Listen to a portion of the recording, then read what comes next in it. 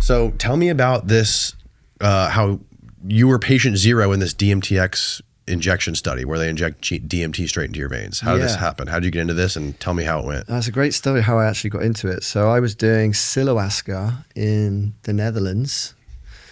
And do you know what Psilohuasca is? So Psilohuasca is Syrian rue and mushrooms. So you do your heroic dose of mushrooms, whatever variety you want, and then you do 3 grams of paganum seeds before you do your mushrooms. And it amplifies the mushrooms by about 5 times in strength. So instead of doing 5 grams, you're doing 25 grams. Oh, nice. And I've been crazy enough to do it twice. And the net result of that is that it's an alien invasion each time. Like the first time I did it, I was like on a saucer, and there's a scanner in the middle of this saucer, and I'm like, thousands of entities all trying to get me inside the scanner. And I'm like, I'm in a bad mood because Brexit had just happened. I'm a university professor, work at the University of East London. And I knew it would ruin my research funding. Brexit is like the worst thing because I was getting millions of funding from the EU. And so I'm in a bad mood, and it's equating to the entities. I'm basically like, okay, I'm not in the mood to get in the scanner, even though I can see it's probably the most advanced technology I've ever seen. And on the side of the saucer is the same shape as this scanner. So it's almost like a pod, and I could have potentially got in the pod. Are you explaining what's happening in the trip right now? Yeah. Okay. And then I basically, I expect I would have been scanned and then fired off into the universe and spread across the known universe. And instead of doing that, I was just, no, not going in, over and over again. And then the next day I'm like, why the hell didn't I go in the scanner? Like, what was I thinking? So bad taste in my mouth. I went to an event in London in the real world, and I saw Chris Timmerman outside the Conway Hall, and I told him this story, and he says, oh, don't worry about that. You can come in my scanner at Imperial College London. So that's how I got the invite to start doing the DMT trials. And I've been doing them for 8 years at Imperial. And the first study was EEG and intravenous DMT, and almost got thrown out of the study straight away for breathing, because I was like quite, doing a lot of breath work, because that's how you navigate the space. And Chris was like, oh, you've ruined the kind of the EEG data because you're creating motion artifacts as you're moving, as you're breathing. And I was like, you just need better equipment.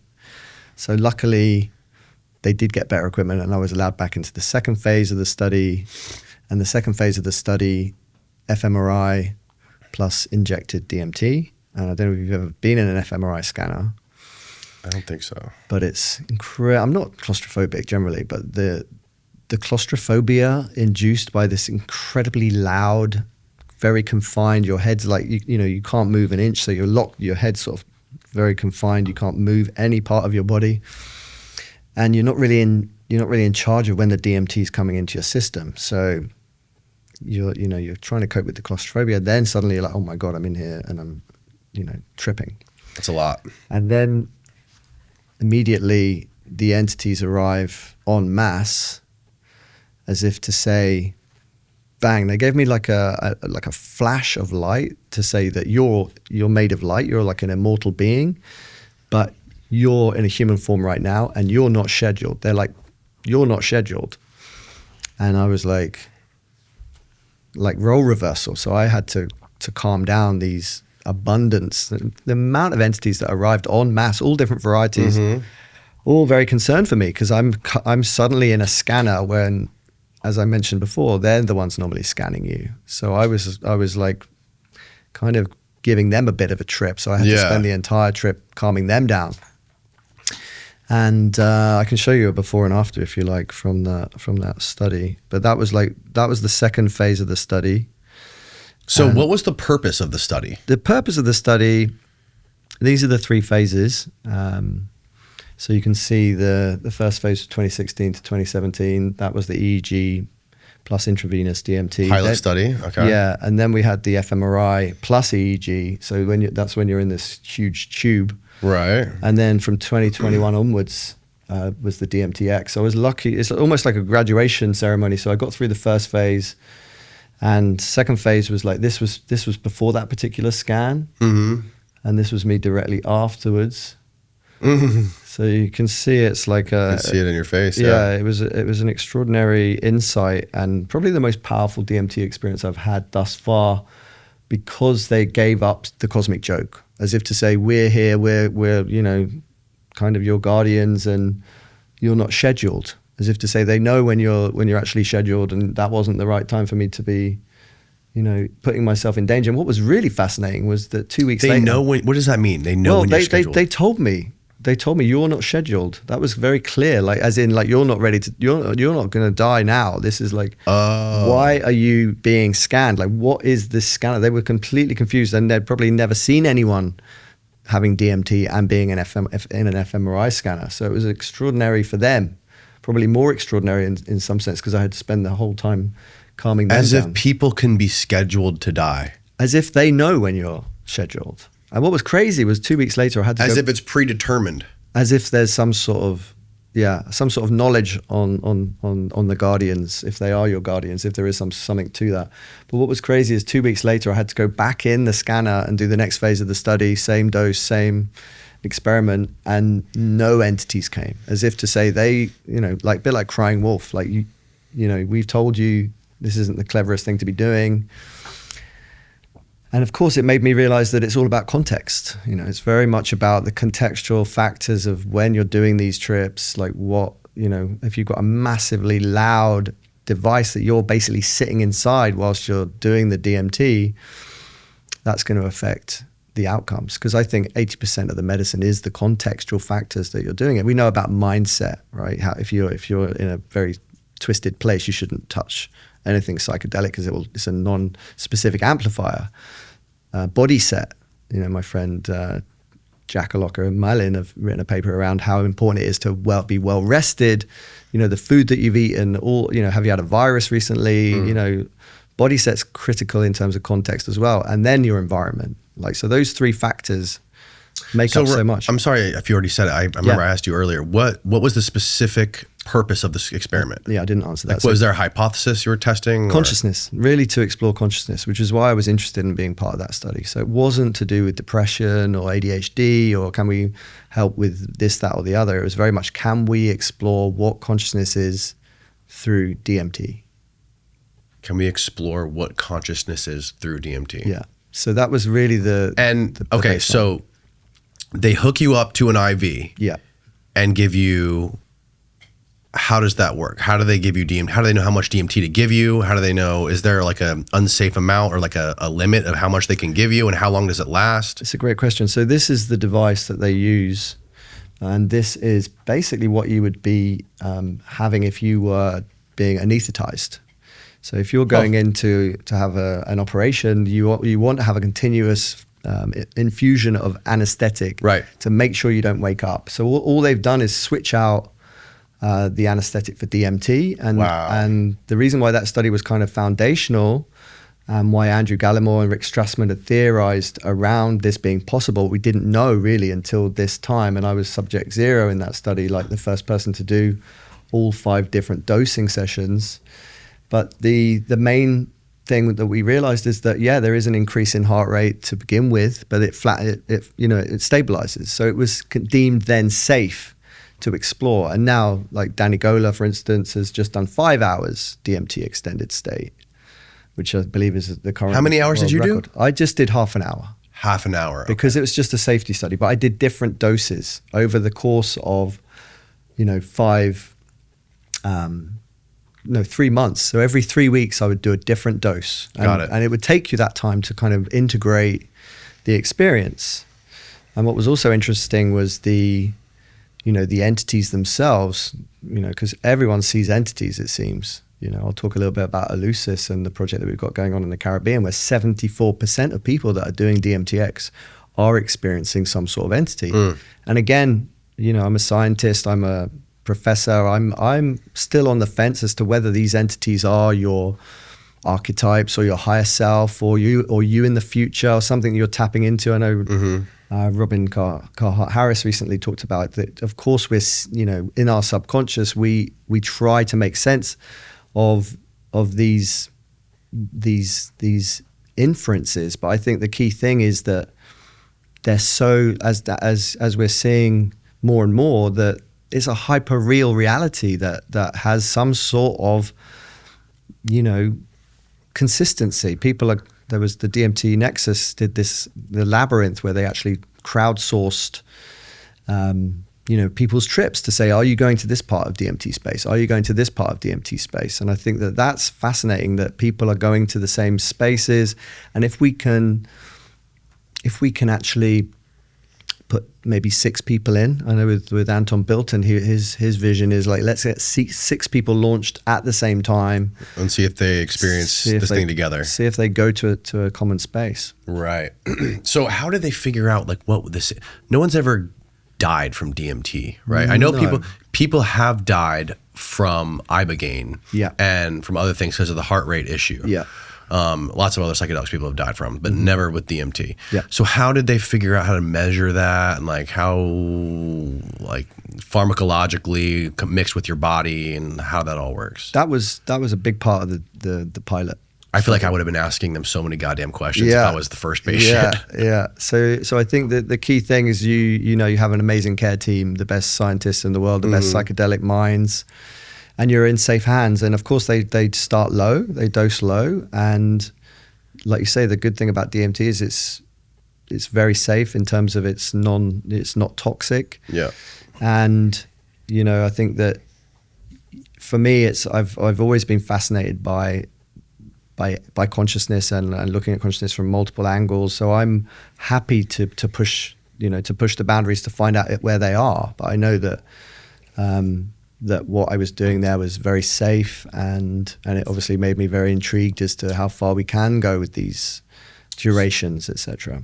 So what have we learned about consciousness?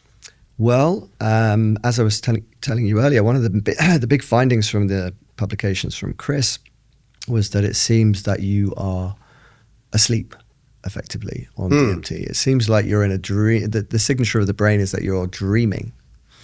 And again, you know, this is one of the, obviously it's very different to dreaming, but for me it's, you know, it's the same when I go into, we'll talk later about, you know. That's very interesting. The sacred sites also seem to put you into this trance-like state. You know, I can show you later the brain waves being measured in the King's Chamber in the Great Pyramid, with 10 of us being EEG measured and actually seeing that we've got very high delta. It looks like we're all asleep whilst completely sober. But the architecture itself is doing something. And again, it's like, what's the connection between dreaming, psychedelics, and sacred sites? There seems to be a golden thread between them. There's also people who are alleged UFO experiencers. They put these helmets on and try to measure that, do an EEG on them, and they said the same thing. They said their brains look like they're in a sleep state. Yeah. Very, very strange. So how many times did you do this? So that DMTx study was 5 different dosing sessions. 5 different dosing sessions. 5 different days. And again, one point Chris was like, do you want to come back? We've got an opening. Do you want to come back after 2 weeks? And I was like, definitely not. Because you need the 3 weeks to integrate what you're learning. And I think that the entities also aren't so happy about you being there too often. Because I've had the message, you know, you're coming back too frequently. You know, we'll happily still do the work on you, as if, you know, a lot of it seems to be some sort of psychic surgery. They're working on physical elements, or they're giving you kind of, it's very moral, I find. They're giving you relationship advice. It's like, you know, you're doing this well, you're not doing so well here. It's kind of like some sort of mystery school that you're tapping into. And while you're doing it, are you somehow communicating with people? In the room? In the room. Yeah, the interesting thing about DMTx is that you're unlike a 5-MeO experience where you kind of are like a lot more out of body. You know, it's DMTx for me. You know, they're asking you questions this is part of the problem. They're asking you every 2 minutes, how intense is it now, Carl?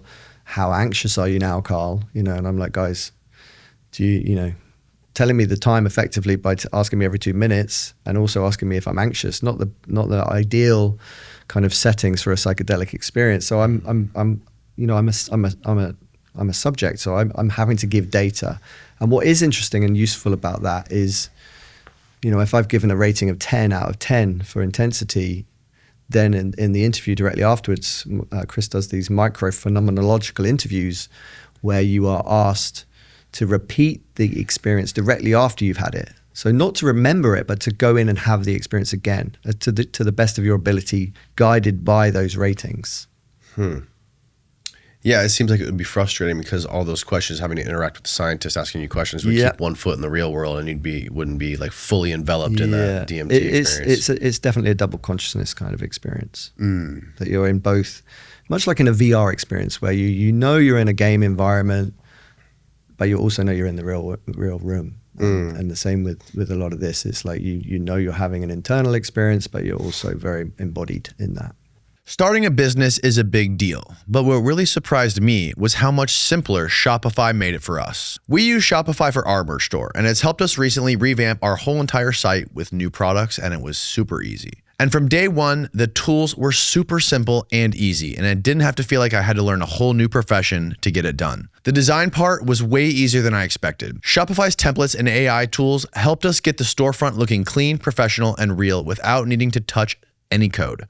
And then once people started going to our store and buying, Shopify's checkout made a huge difference. Customers move through it fast. Returning buyers can check out in a click, and that's when you hear that little because the process just works. And if you hit a wall, Shopify has Sidekick built in. It's their AI assistant, and it helps you troubleshoot, build, and keep moving without wasting hours stuck on one silly problem. All you need is the idea, and Shopify can handle the rest. Start your free trial today at shopify.com/Danny Jones. Again, start your free trial at shopify.com/Danny Jones. Shopify.com/Danny Jones. So what do you think's going on when we take these psychedelics and our consciousness seems to be like ejected from our bodies? And like, do you think there's lots of theories? But what do you think? I'm very much, an explorer of these spaces, and I think that there is kind of an exchange, and there seems to be a very different ontology. So if we think about like thinking, feeling, being in this realm, that's our way of, existing. I think that they find that very interesting, and they can learn from us as test subjects. Like I'll show you a visualization of the fifth dose, and it's like there's a playpen being constructed around you for you to be observed, and it does feel like you're popping up into their space. And one of the dangers, I think, of DMTx is that you could end up colonizing that space because, they probably tolerate us in these short durations popping into their space and find us kind of not, a bit like when you have a spider in your house and you put a glass over the spider and say, look at this before you put it back out in the wild. That's my hunch that there is kind of, I think that there are aliens and we are also aliens. And I think that, of course, it's like the typical hubris of humans to think that we're unique and that we're the only intelligence. And what I find interesting about AI is that suddenly it's revealing the languages of all these other species. And of course, they're all very conscious. And, the whales, for instance, have their own phonetic alphabet.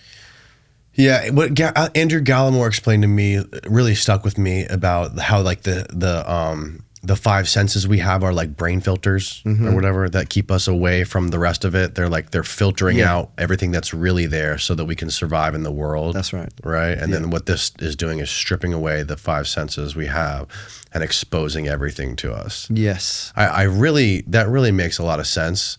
But like the problem is, how the fuck do you prove that? Well, this is why it's interesting that now Andrew's collaborating with Don Hoffman. We just literally launched the Trace Institute in LA a few days ago. And that is basically an opportunity for us to test Don's theories. And, Don's talking about this kind of VR headset that we're all wearing and how space-time itself is a construct, and it's a construct of consciousness. So he's an idealist. Space-time itself is all a construct. Yeah. And the idea that basically everything's arising from consciousness. So instead of... Right. So consciousness is fundamental. Yeah, exactly. So Anil Seth, for instance, he would say that your brain is producing consciousness. So that's a materialist perspective. And the idealists think that your body is being produced through consciousness. Everything's arising from consciousness. So if we were to talk about, and even in the recent launch, Don's saying that, our headset is kind of faulty. And I've done a whole TEDx talk at Oxford talking about the fact that when we look in the mirror, we don't see ourselves as we are. The mirror is flipping the image back to front. So when you actually see yourself in a true mirror, which is two mirrors at 90-degree angle, that's when you see yourself as you actually look. And 3D. And it's just like you can do it. You can mirror it sometimes on a webcam, and you'll actually switch, and you actually look like that. Other people see you as you look, but you don't. And also the way you hear. When you suddenly hear yourself, you hear yourself a lot, right? Yeah. When you hear yourself on a recording, it's not as you imagine you hear. Right. So you're in a perceptual locked in, you're sort of already in a virtual reality. And other people have a better understanding of you in terms of sound and visuals than you do. Right. So not today's day and age. Now you can see yourself on video and on audio 24/7. That's people true. making videos of themselves. That's true. But then a lot of people are getting nose jobs because their mirror is their phone, and they're holding it at a certain angle. So they get this, it comes back to the Renaissance where we actually decoded space as linear perspective, whereas actually we see in curvilinear perspective. But all of our cameras, all of our media is all based around linear perspective. So there's a fundamental flaw there. So we're kind of locked in to our VR headset, as Don says. And as you said with Andrew, we now have the ability with DMT to maybe upgrade the headset and start to actually experience reality in a way that isn't confined to the five senses, so that you actually have this kind of new way of testing. And they went through all the different tests that we want to do at Eleusis in the Caribbean, because now we have the opportunity to do DMTx and to bring in people. For instance, there's certain people that get locked out of DMT. I've heard this. And David Luke, for instance, one of my good friends, he did, I think, 50 doses of DMT quite soon after each other on the River Ganges, and was effectively locked out. He had like an orange screen over his experiences for 20 years, until I think he did 20 years. Yeah, until he eventually did a study at Imperial and was unlocked. So what we want to do is a study looking at people that have got the locked out syndrome, and then people that have maybe never been able to have any experience with DMT. No matter how much they do, they seem to be genetically unable to experience it. And then normies. So we'll do a comparison between these three different groups, and it'd be great to do a call out to try and understand if there's people out there that have one of these different predicaments. So how would you upgrade the VR headset? Like, if you're talking about our consciousness, you're saying that by the use of DMT therapeutically or something, with the use of some sort of protocol, we could increase our consciousness permanently somehow? Well, let me show you another image here. This is from Andrew as well. This is quite old now in terms of his presentation of it, but this is his vision, or what was his vision. I'm not sure, because one of the reasons we started talking is because I'm very much in a sort of hyperhuman focus, thinking about the fact that we only live for 1,000 months as humans. Only 1,000 months, that's all we get. But yet we spend a lot of time trying to peak. How many years is that? 83. Wow. So people don't realize, it's such a brutally short existence, and we spend a lot of our times trying to peek beyond the veil, not really exploring actually probably what's the rarest thing, which is to be human, right? So I'm really interested in, how do we understand our potential, our latent potential that we may have atrophied through different, through just basically being on our phones all day long. Because one of the crazy charts is that you've got 1,000 months to live, but out of that 1,000 months, you only have 300 months free time. And the average person uses 300 months on their phone. Have you seen those calendars they make? That's what I mean. Those are crazy. Yeah. Those are insane. They really give you like a perspective. They really do. And that's the thing with people just Netflix themselves to death. So this is DMTx, kind of, almost a bit tongue in cheek.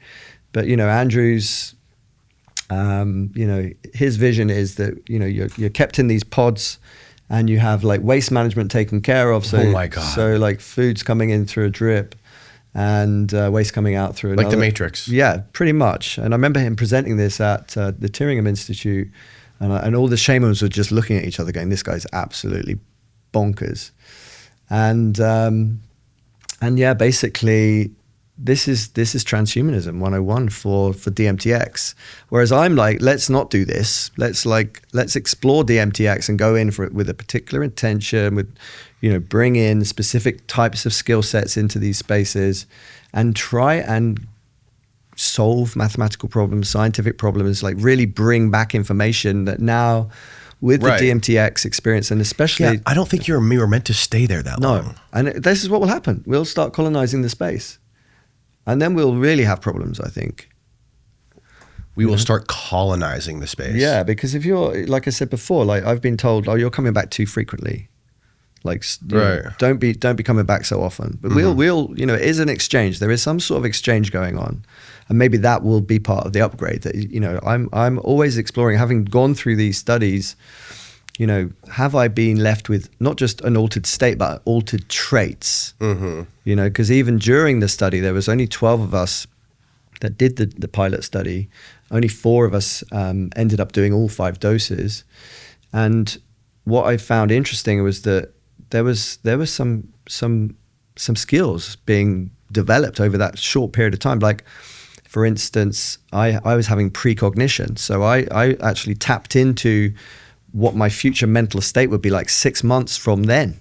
And I only realized when it actually came to pass that I was actually having this precognition, you know? And so I think that we can upgrade the headset with DMTx, but only if we do it in a very mindful, ethical, you know, mindful of what's going on the other side as well. And really bringing through these sorts of, you know, can we solve scientific problems with this stuff and really look into... Well, it's just like dreams, right? We can't really remember dreams after they happen. Like when you wake up, you have a very good memory of it. Like when you get up and go to the bathroom, but then like, you know, 10 minutes later, it's totally gone. Yeah. And I think that's by design, the same way with DMT. Absolutely. I don't think we were meant to, which is why I think it's a great thing to like record it after you do it, like do like an audio recording. Yeah. But now you've got if we could lock those memories in the same way, you know, I can remember having breakfast this morning, I don't think it would be good. I agree. And what's interesting now, and I don't know if you've seen this Luma band, which apparently will create lucid dreaming on demand. Have you ever had any lucid dreams? So this. I've had lucid dreams. Yeah. So very rare. Not on purpose, but on accident. No, very rare, right? I mean, most people only ever experience it once. I had a lucid dream when I was holding a calculator and I was consciously pressing the buttons, and I was like, what a waste. Yeah. You know, it could have been flying. But this band, so again, it's the hyperhuman versus transhuman version of lucid dreaming. So lucid dreaming, you can train yourself. Reality testing, right? So you do this like looking at your hand. Am I dreaming? Am I dreaming? Am I dreaming? You're just looking at your hand over and over again. And then you may end up looking at your hand in a dream, and then you might notice one finger's longer than another, and that means that you're dreaming. And you're like, and then the key is to not wake up, wake up from astonishment, because that's when you ruin the lucid dream. But imagine if lucid dreaming becomes a button, you know, just like now with the prompting, right? We're just pressing buttons, and that means we can potentially have lucid dreams on demand, and maybe we're not meant to, you know, maybe we are meant to do the training because it's hard. Yeah. You know, I think that there's a lot to be said for forgetting and the importance of forgetting, you know, much like, I don't know if you saw that Black Mirror episode where it was like 2 couples rowing and they were like, you said this, and they were like, no, you said this, and then they were like, let's have a look. And because they're recording everything through their contact lenses all day long, they just rewound the there you go. Whoa. So it's just been launched. So what is this supposed to do? So this is transcranial stimulation whilst you're asleep. So it will know when you're in a REM state, and once you're in a REM state, it will fire a small amount of transcranial. So electricity basically hitting the left or the right angular gyrus, and that's then meant to create this like lucid dream-like state. And of course, it's super contentious. I think it's still on pre-order. But you know, I know a lot of people in the dream science space, and this is just like this is again just the kind of the dystopian hell for a lot of people that really value what comes through dreams. Because it seems like with dreaming, it's like either you're just processing your day, or you are like getting some sort of transmission from somewhere. And I think like same with all of this AI stuff, we're either atrophying the ability to receive as channels, like receive something from somewhere, I mean, another example is this. A friend of mine has created this watch that you never look at, but you feel it. So it vibrates the minutes, the hours, the seconds, right? So you literally turn time into a sense. So you know time. And I said to him, well, what's the benefit? He says, well, now I never burn pancakes because I know time. So he knows 2 minutes. It's not an abstract concept anymore. It's like he knows time. So now he doesn't burn pancakes. I was like, is that really the point of this very invasive, like, again, quite dystopian? Because I was like, well, what happens to flow states? Because flow states depend on not knowing the time. Right. What happens to What happens to psychedelics when you know time? And he wanted to give me one of these 50 watches because, you know, giving them to influencers. And I was like, I'll give it to I'll give it to a surrogate to wear it. You know, it's weird. There's this. It happens to me all the time. Like, I'm so reliant on having my watch. I feel naked without it. Really? But if I go without my watch, for a couple of days, I know what time it is. There you go. Like, I can just I could like stop for a second and be like, I wonder what time it is. I would guess, and I'll go look at my phone, and I'd be like dead on within a couple minutes. So you've got but of course it's a human construct, and we also, you know, I'm not only just interested in psychedelics, but cyberdelics. Cyberdelics. So check out Cyberdelic Nexus. This is really the hub of all the different ways we can change consciousness with technology. So think of flicker lights. Have you ever tried like a Roxiva or a Lucia light, which induces like an LSD trip just through flickering light? So you sit in front of this light with your eyes closed, and you start seeing colors that you know, it's only white light, but you're seeing full kaleidoscopic colors. It's totally wild. So binaural beats, like mixed reality, virtual reality, but also I worked with the Cyborg Nest guys, and they created a new sense called the North Sense, which was something you body pierced. So it wasn't like fully invasive, but it was body pierced. So you would wear this thing, and it would vibrate every time you faced north. So eventually, after a certain amount of time, you would know where north is, right? And much like birds know where north is, we may have known where north is, but we lost that ability maybe through, you know, the first maps, or, you know, now nobody knows where anyone is because, or we don't know where we are because of GPS, right? So we're constantly outsourcing that. And I think that is a super interesting way of using technology. And there's, again, a hyperhuman way of doing it, which is you can wear a belt and it will vibrate every time, you know, for 6 weeks you'll wear this belt, and then you remove the belt and then you still have the North Sense, as opposed to something you have to wear permanently, which is the transhuman route. About a year ago, I got hit with a text about an unpaid toll. And then when I paid it, it turned out to be a scam.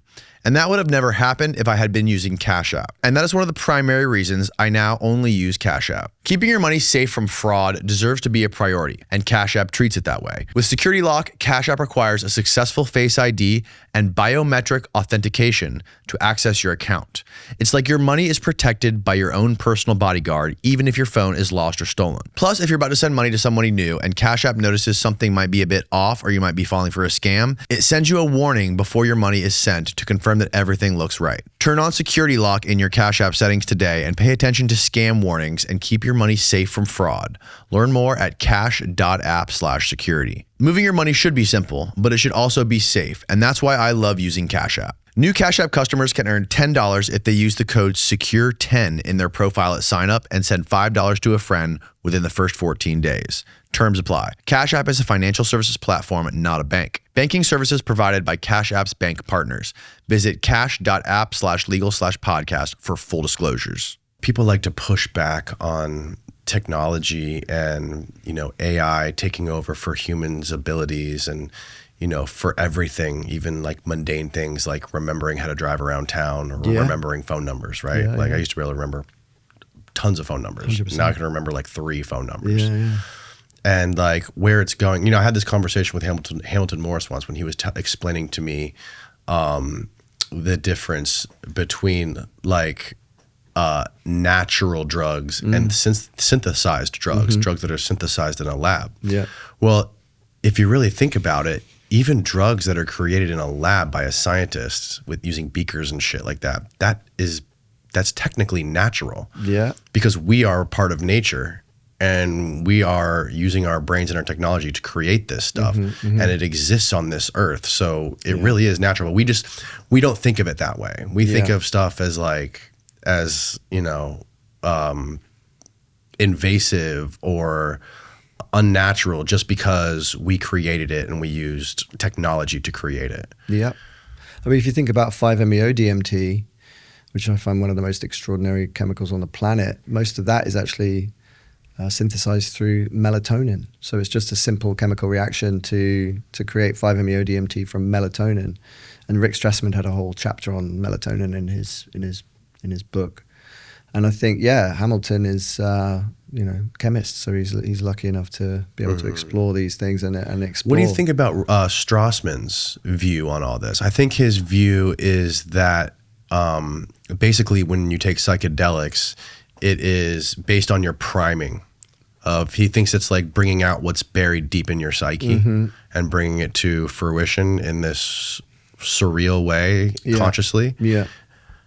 I mean, Strassman, I know he's not a fan of 5-MeO, but I think his... Oh yeah, he had a really bad trip on 5-MeO. Yeah, as did Michael Pollan, actually. And I was having dinner with him after he launched his How to Change Your Mind book. And I was like, you can't dismiss this because you had a bad trip, and the whole of humanity listens to you and dismisses this incredibly... I mean, funnily enough, most of the clinical trials are really finding extraordinary results from 5, like the Beckley-Cytec work, which is a nasal spray, which was the last study I did at Imperial. And, having a nasal route of administration meant that I had a 90-minute experience. 60 minutes of that was a +10. On 5-MeO? Yeah. Oh my Lord. It was unbelievable. And, for me, that trumps DMT in terms of the way I see it is that we're here in the third dimension and light is shining upon us. When you do DMT or ayahuasca or changa, it seems light is emitting from objects. Like you're seeing this hyper real, like light show from things are coming out from people and objects and entities. And when you do 5-MeO DMT, it's like you become light itself. So it feels like we're having relations with light in different dimensions. I hate the word dimensions, but it's like we are, probably all of these things all the time. When we talk about dreaming, it's like your astral body or your light body. Yeah. So it seems like there are, like the Kogi tribe, for instance, they keep their shamans in the caves from birth for 9 or 18 years. And, endogenous DMT seems to incubate in the dark, whereas it's all about the light. Yeah, check out the Kogi. So from the moment they're born, they stay in a cave till 18? Yeah, 9 or 18, I believe. That seems fucking terrible for you. Yeah. That seems like you would... And they're taught about the world in the dark, and then they're on their 9th birthday, they're brought out and said, look, we told you about the world, and here it is. As if... Wow. Yeah, so it'd be fascinating to study what's going on. Where's this tribe? In Colombia. Huh. Yeah. Here you go. That's wild. Wow. So this was my rudimentary sketch with Chris Timmerman, where I'm talking about these sort of levels of light. And another really interesting thing from Gallimore is that eventually we might not need substances at all, but just magnets. So magnetoreceptors that can turn on and off receptors. So you'd wear something like this cap, and it would literally turn your receptors on and off. And I know with one of my friends, Kenneth at Stanford, he's in a study where they're using ultrasound to direct ketamine to different parts of the brain. So they'll point like an ultrasound into a specific part of the brain where they want the ketamine to go. Yeah. So I'm really fascinated. I had a gentleman on the podcast who said he was doing that. What was that guy's name? Anyways, he had this like ultrasound device that he uses on his temple. And he thinks it's like he thinks it could be used as a tool to alleviate Alzheimer's in people. Yeah. I mean, there's so much incredible research coming out in terms of even longevity studies. That seems to be the case that with mushrooms, LSD, even ketamine, there seems to be a tangible benefit in terms of lifespan. So, really? Yeah. Yeah, there's recent papers. I haven't got the references here, but... how would psychedelics increase lifespan? That's a great question. That seems wild. Yeah, so Strassman... Yeah. his view is that it's basically just pulling out everything that's already in you and like projecting it in some sort of a weird way where, or maybe it's like synthesizing all of these neurons in your brain, like all these sensory neurons in your brain, maybe they're all collapsing into one thing, where people describe DMT as being more real than real, right? So if you're in a dream state and you have this chemical that's sort of like bringing all these neurons and neurotransmitters together to make some super incredibly real experience that you're seeing in this actual visual, fully like sensory in every sense of the word way, like like the sounds, the smells, the colors, the visuals, you feel it, and it's projecting it back to us. I feel like most people would experience something like that for the first time, and we would just automatically put so much meaning to something like that, right? Instead of like looking at it as like of what is actually technically happening right there in the brain. Maybe what's happening is like we're ascribing all this meaning to it, and that when you add on all the contextual layer of psychedelics in our culture, right? What everyone knows about psychedelics, anyone who's learned anything about psychedelics, they know it's like, oh, okay, this is what happens. We see beings, we see little elves, it's geometric patterns, it dissolves the ego, it can do this, this, and this.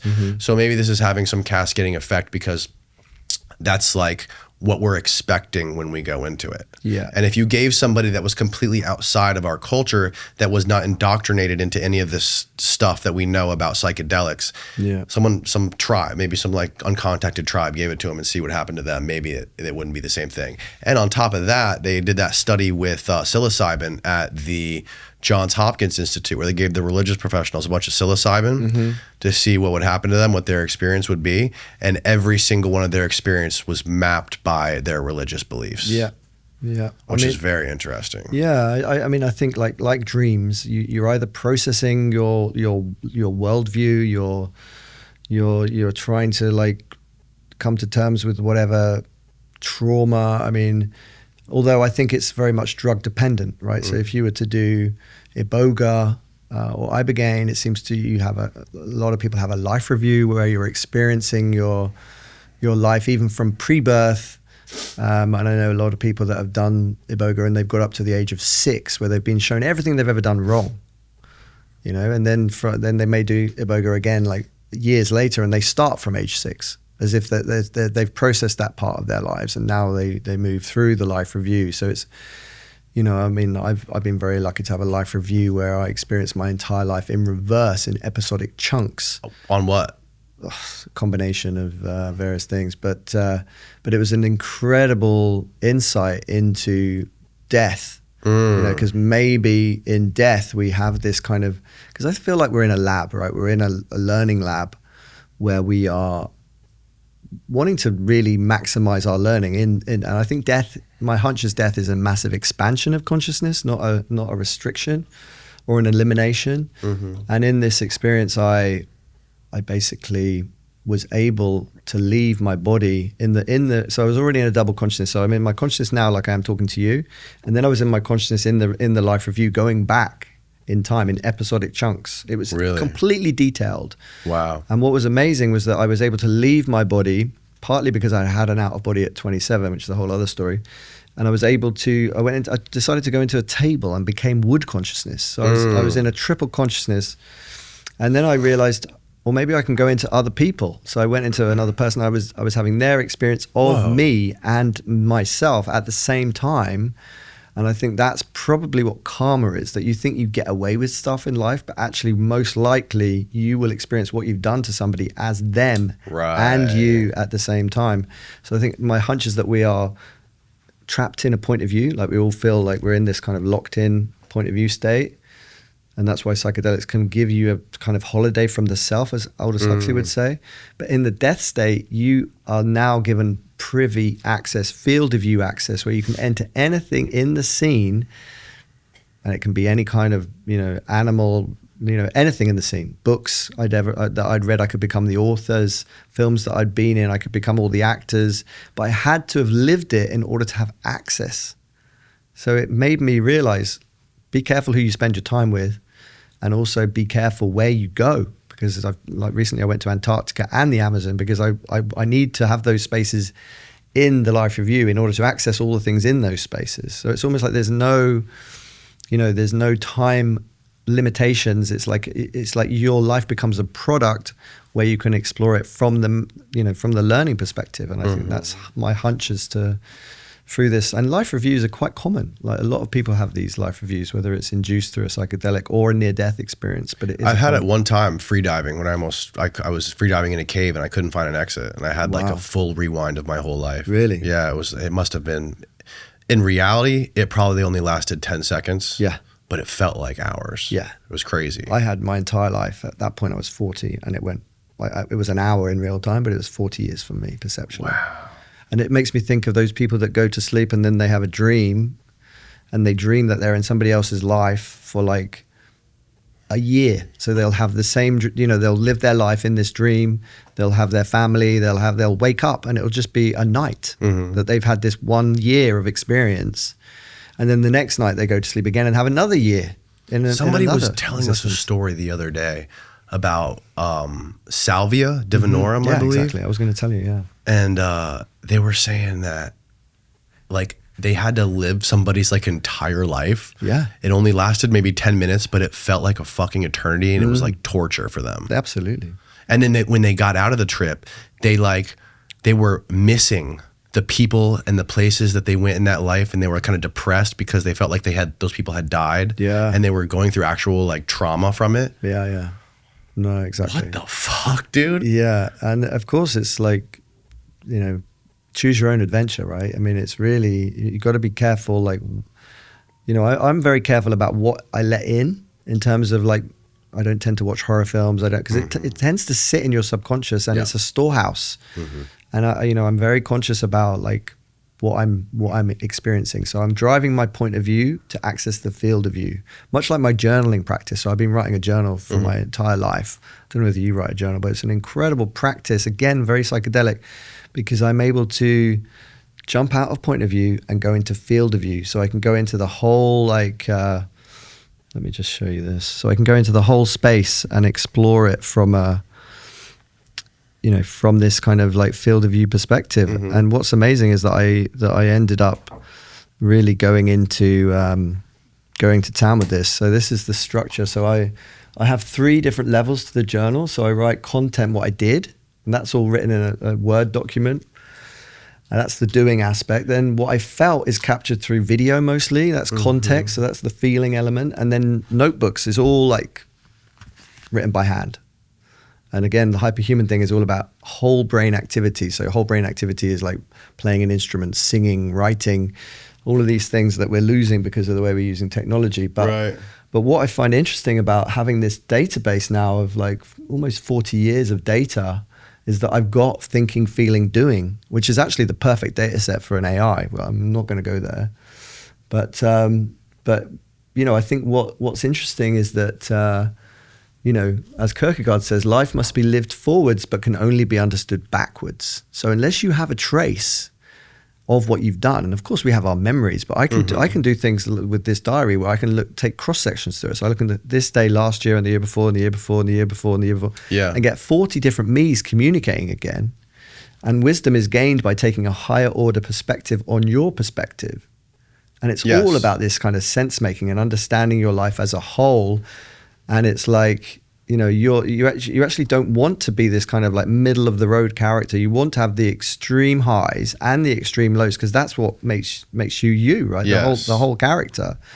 So I can actually say, if I've been in a relationship for a year, I can read that whole relationship in an afternoon and suddenly get a bird's eye view over that relationship and see patterns start to emerge that I'd never notice in real time. Right, that you could have a blind spot to. Yeah, and it's, I live my life in order to write my diary, and I write my diary in order to live my life.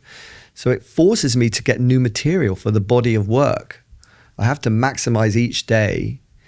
And it also reveals the spiral. Like we think we're going in a linear sort of evolution, but actually we're moving through this kind of spiral where everything's repeated, everything's revisited until you kind of resolve it. And I love this line from Zizek: we don't really want to get what we think we want. You know, that whole thing that we live in this virtual reality, this living of, you know, constant expectation. Oh, if I get here, this will be. And of course, for me, presence is longevity. You know, how do we not live in prediction mode? Because like that's why I love to travel, because your brain is predicting everything. And if you stay in the same routine all day long, stay at home doing the same stuff, your brain never comes online. It's only when you're traveling that you don't know what's coming around the corner. It's designed to conserve energy. Yeah, exactly. It's designed to survive, designed to conserve energy. So you don't actually come online unless you are doing this kind of practice where you are maximizing your day, going out and talking to strangers. Like, you have to have new material that isn't the same as before. Novelty, right? Yeah, novelty is key. And I think that this kind of journaling practice is, again, upgrading the headset. Because I have this kind of because I lose perspective like everyone twice a day. But suddenly I can be like, okay, now let's look at the month. And then I can see, actually I'm doing shitloads of stuff that's really, really good and really positive. And it's like, so this is kind of a psychedelic trip. And one of my other favorite lines is this one. I don't know if you've heard this Instagram channel, Healing from Healing, from my friend Adam. So, you know, there's so much healing going on. We're completely overwhelmed with this kind of like, and again, in the psychedelic trip, it's like, what is the trauma that's going to be revisited? And like, but I think if we focus so much on our childhood traumas and everything that's broken about us, we'll be broken. You know, that's going to be the basis of and I think what we need to do is overcome. Not that it's like not important to heal, but it's like, if you're going to focus all day long on healing, it's kind of, you're missing the point of this 1,000 months brutally short, like meat space that is here to be enjoyed and explored and shared. And, you know, that's a very good point. Yeah. The putting it in the perspective of time and 1,000 months really puts it all into it. It really like makes you realize, like, I don't want to be focusing on bullshit anymore. No. Like, focus on the things that you want to focus on, and the things that make you happy and the people around you happy. 100%. Have you ever tried doing research for something you want to buy online, and before you know it, you got 250 tabs open and your computer is about to short circuit? That was me when we were recently looking for new office chairs. One site says the chairs are perfect, the other site says they destroy your back. And then you run into this whole phenomena of fake reviews. And before I know it, I'm comparing foam density like I work in a furniture lab. But now I only use dupe.com's Research for Me tool. You just type in what you're searching for, comfortable office chair for a long recording day, and Dupe does the research for you in just minutes. It filters through real sources, compares options, breaks down features, specs, and pricing, and gives you a straightforward answer on what to buy and why. And my favorite part, it tells you what not to buy, which saves you from making an expensive mistake. So instead of wasting your whole day, use Dupe and be prepared to save yourself a ton of time and money. Just go to dupe.com and tell them what you're looking to buy. That's dupe.com to finally feel confident about what to buy. What we're going to look at, your fifth dose? We're going to look at, going back to the DMTx. Yeah. And we've got a nice video that I think you're going to show. Oh, yes. That's, so let me unshare. Okay, so explain what you did here. Did you record yourself? This is actually a soon to be released. Let me see if I can get to it. There it is, DMTx.ai. So that's the web address. And it's a collaboration between New Nautics, Josie, and Andrew. And what we're seeing here is basically a prompt from the fifth dose of the DMTx experience for me, which was the most profound one by far. And yeah, once I'll talk you through. How did you create the prompt? So it's an engine basically that Josie has created, and we will launch it for use by anyone who wants to visualize their trips, basically. So what do? You record yourself while you're tripping, or what? No, this is obviously, yeah. If you want to have a good like you were doing with your dreams, like try and voice record as you wake up. So I would always recommend voice recording after trips, just because it's so much easier than although I do love writing by hand, if the quickness of a voice record, and then you could turn that voice record into a sort of quite a condensed prompt, right, which then would feed into this. Got it. Then this creates and this will recreate your experience. This will recreate your trip. Yeah. So this was your final DMTx experience. Yeah, this was the Kundalini rush at the beginning of the experience, which I always get with DMT, sort of from the base of the spine. And then you enter a space where it's like you're made of this mesh, this orange, sort of triangular mesh. And then it's a playpen. Like this thing forms a playpen where the entities get to watch you, just like I said about the spider. And then I enter a space of like interfaces, which is, maybe partly, as you were saying, that I'm processing the fact that I'm a computer scientist and I'm always like staring at screens. And then I'm getting this kind of gooey interface with like one interface following another interface, and it's all just incredibly complicated. And then I get this kind of reward from this octopus who hands me a key, and I have to reach out at 270 degrees in the room to grab this thing. And that seems to cause this alien takeover of the space, which then leads to the ultimate kind of revelation for me, which is that I'm staring at this white disc, which is like the 5-MeO unity space. And because I've always been asking, what is causing the unity that you experience when you have a non-dual experience and everything becomes like no longer subject-object relationship, but everything's one thing. And normally it's light. So, a 5-MeO breakthrough is like you become light itself. And I've always like kind of not in a rude way. I feel like there's different ways people could explain this. Like Yeah. the way I describe this is like my soul being ejected from my body. Yeah. Where like you leave back the material world behind you. Is that similar to? It's an interesting one. I always feel as if I'm still embodied in a 5 experience. Oh, interesting. But it's very much the body has become part of the light. Okay. And I'm always asking, well, what's producing this? Because it feels like it's the ultimate reality, right? That I often think when I've done a 5 experience that I'm not going to come back, that I've kind of, everything's gone up with me. It's like the universe is completed itself. But then of course you float back into your human experience and you're like, wow, like that was utterly ridiculous. And then you're kind of like bridging God with the human experience. Like you kind of know that that's what you are also. But I've always asked, what's beyond the white room? Like what's creating this non-dual space? And I felt like the DMTx experience bridged the DMT experience with the 5-MeO experience, because that white disc, it was quite speeded up. But that white disc was at the bottom of my bed. Imagine I'm cannulated up. I've got like blood going in one arm. I've got like DMT, blood coming out this arm, DMT going in this arm.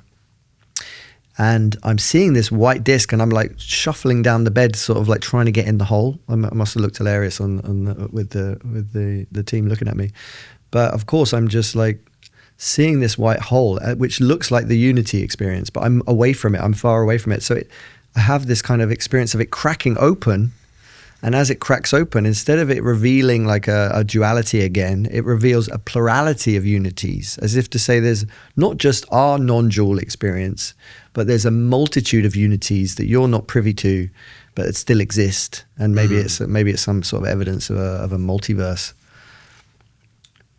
That's bonkers. It was an extraordinary thing, because I'd always ask the question. That's when I got the key, as if to say, we're going to show you something that you don't normally get access to. And that's why I'm excited about, taking these studies to the Caribbean, where we can actually do these studies in nature. Because if you think again about the context, when you're doing these things in a hospital ward where you associate, hospitals with death, dying, disease, and then you're actually trying to trip in that context, of course you're not going to get optimal results.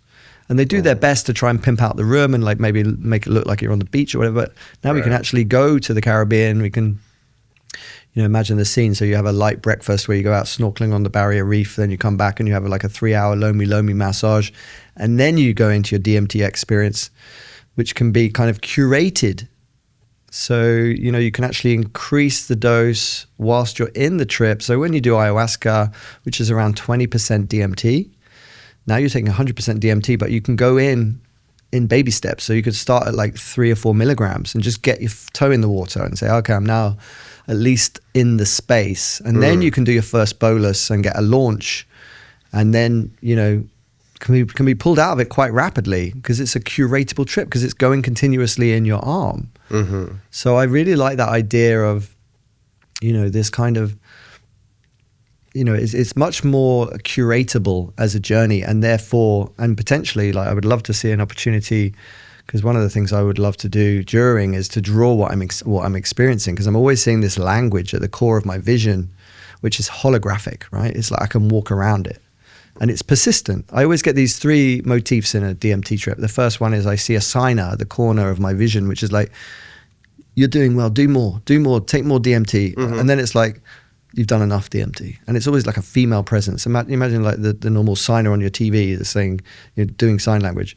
This is always there. And then at the core of my DMT trip, I'm seeing this language that looks it's hieroglyphic, it's modern and ancient at the same time. I want to draw it, and I've never been in a clinical study where they let you take off the blindfold and actually just sit there and have your, see what you're seeing in your. Oh, you were wearing a blindfold? Always. Yeah. Interesting. That's generally what happens in a clinical trial. You're very rarely given the opportunity or the freedom to actually Have you tried the thing with the laser? Where you see the code in the laser? Not yet. Have you? I've tried it, yeah. How did you go? I saw a bunch of dicks. I saw 20 trillion dicks flying through the laser at me. There you go. Well, the first time I did it, I saw something in there where it was like a bunch of gears spinning. And then I could see code, looked kind of like Sanskrit, like the shit from Lord of the Rings. Right. And then I did it again, like a third time, like in the same setting. And then the final time I saw it, it was like infinite dicks flying at me. And I thought maybe that was like them telling me to fuck off. And Probably, stop trying to yeah. do it, I really like that. It was hilarious. Not a subtle, like, get the fuck out. Yeah. But yeah, I think what's interesting is, like, because we're doing this project in the Caribbean, EleusisMind.com, and it's basically, Andrew's involved as well. And what's interesting about it is that, like I said, 78% of people are seeing entities, but not just entities, but the children of entities. They're being introduced to their children. It's like really getting completely bizarre, like in terms of, like I said, these curatable trips where people are going in. On the intravenous DMT. Yeah. And I think that what's interesting is it's the largest legal DMTx project in the world right now. We've put probably 50 people through the protocol, and we're doing research. It's kind of seamless research in the sense that we don't want people to feel like they're research participants, because they are like, they're there to explore, their own consciousness. And it's, a lot of the time that these things in a clinical setting are kind of imposed upon you, that you will follow the protocol, and you don't have much say in like, in what's anybody what's who does the study, has there been any participants who have never done psychedelics before? Yeah. Really? Yeah, which is a pretty hardcore like thing. I mean, I've also done, again, in the Netherlands, where I've been to these Psilohuasca experiences, and the icebreaker on a Friday night is you turn up at this very beautiful like location in a chateau or whatever, and the first thing you try is 5-MeO DMT. No.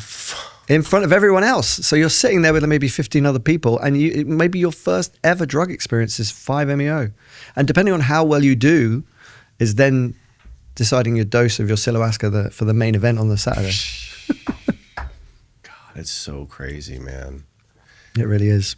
But I think, yeah, it's fascinating that that we now have this, this ability to do a plug and play model, which is kind of my role there. I've gone from this idea of, theorizing what context engineering looks like. How do we create the perfect pre-context and the post-context? And again, with Cyberdelics, it's like, some of these cyberdelic experiences are just as powerful as a psychedelic, and you need to be, the space needs to be held, and the space needs to be designed before and after for real integration. Because I think one of the big problems with altered states is that it's all about just give me the next peak experience. Give me the next peak experience. Nobody's integrating anything. Right. And it's all about, it's like epiphany porn. You get all these epiphanies and you don't do anything with them. There's no kind of like, where's your vitamin G? Have you been grateful for these insights that you've been given? Have you done anything with them, or are you just on to the next one? So I'm really interested in this idea of altered states curating altered traits. Right. What do altered traits actually look like? What behaviors do we want to garden? And there's also another problem with it is there's also evangelists in the psychedelic space. There's people that think psychedelics are the answer to fucking everything. and people that want to monetize it to the nth degree, and not including but not limited to the fucking church. Yeah. Yeah. I think the whole magic bullet idea is a really dangerous one. Yeah, I think it's definitely not for everyone, dude. No. There was people that definitely were not meant to do this stuff, and especially not habitually and on a normal basis. But like, it's like some people that get into this stuff, they just become like the psychedelic door knockers, where they're just trying to push it onto everyone. It's the panacea for everything.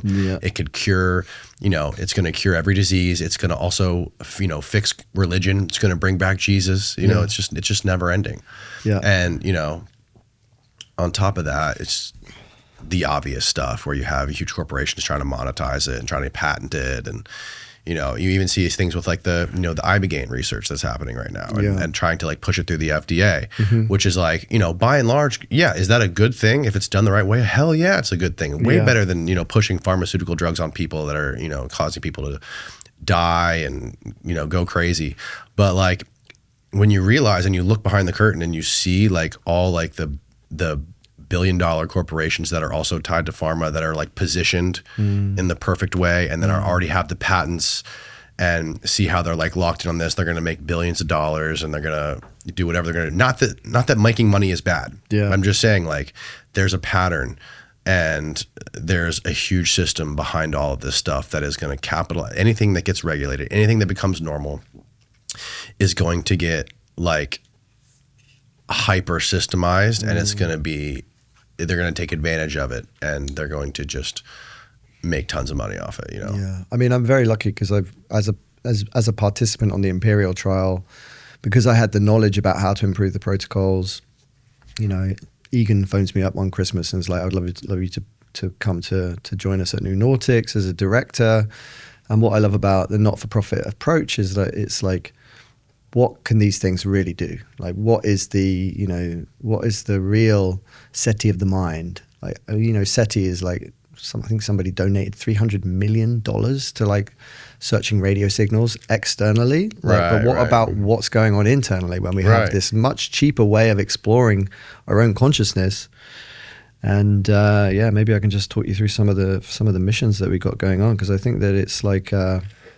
By the way, has there anyone ever like during a DMT trip where two people have done it in the same room together? Has anyone ever reported like sharing the space together? It's a good question. I know hyperspectral scan is called. No, is it hyperspectral? Hyper something at Imperial, where they had two people going in at the same time. I don't think that's been published yet.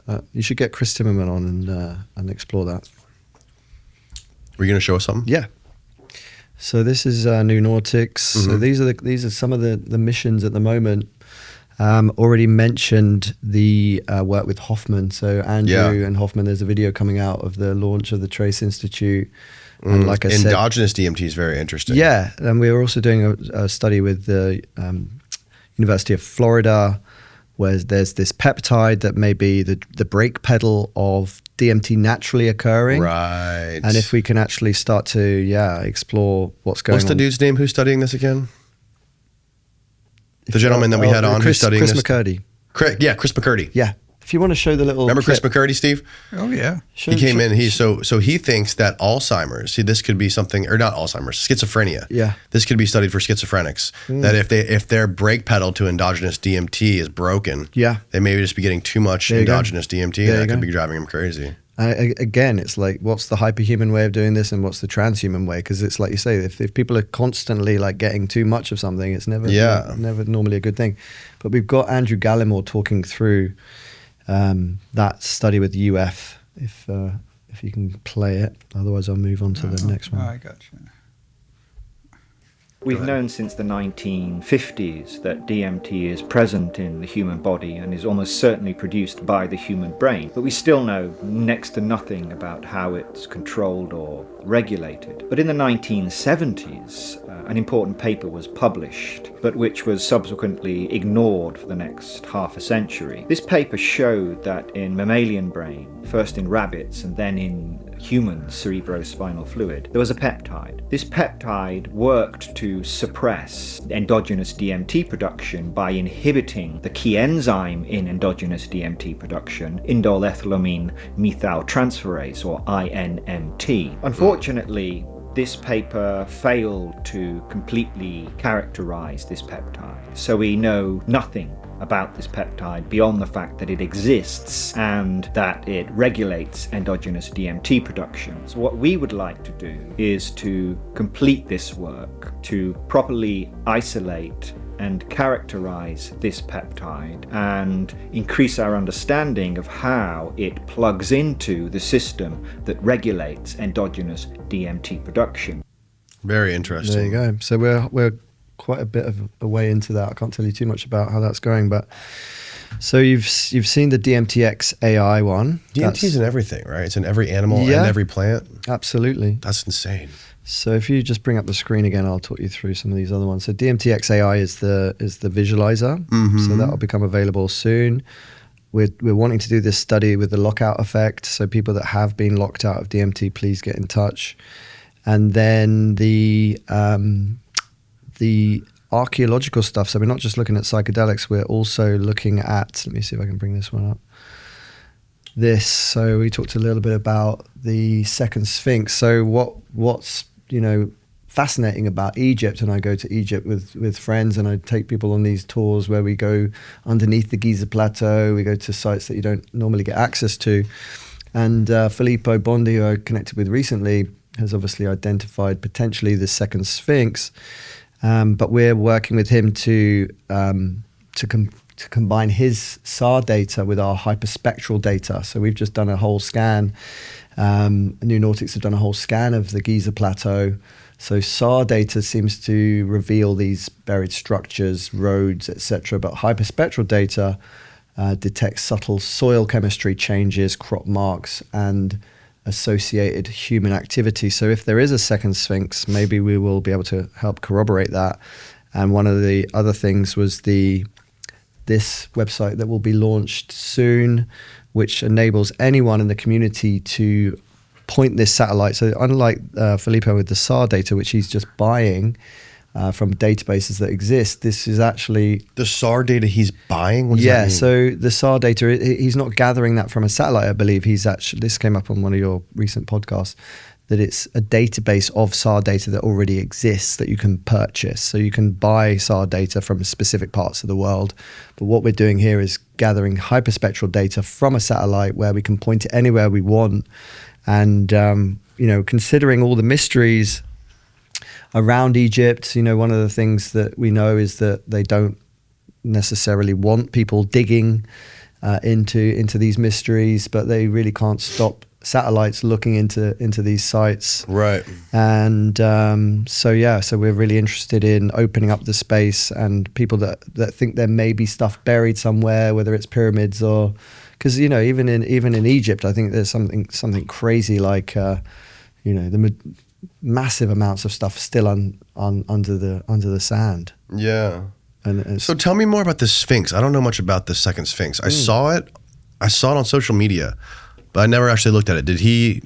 How did he discover this? So again, with the SAR data, he's discovered it. And can you find, or did you? Yeah, see if you can look up. See what you can Sphinx. find about Filippo Biondi's second Sphinx, and we can just sort of like hash it out. Yeah, live. you can see very sort of rudimentary where it's facing. But when you actually go into the Sphinx, in the pores of the Sphinx, you can see on the, on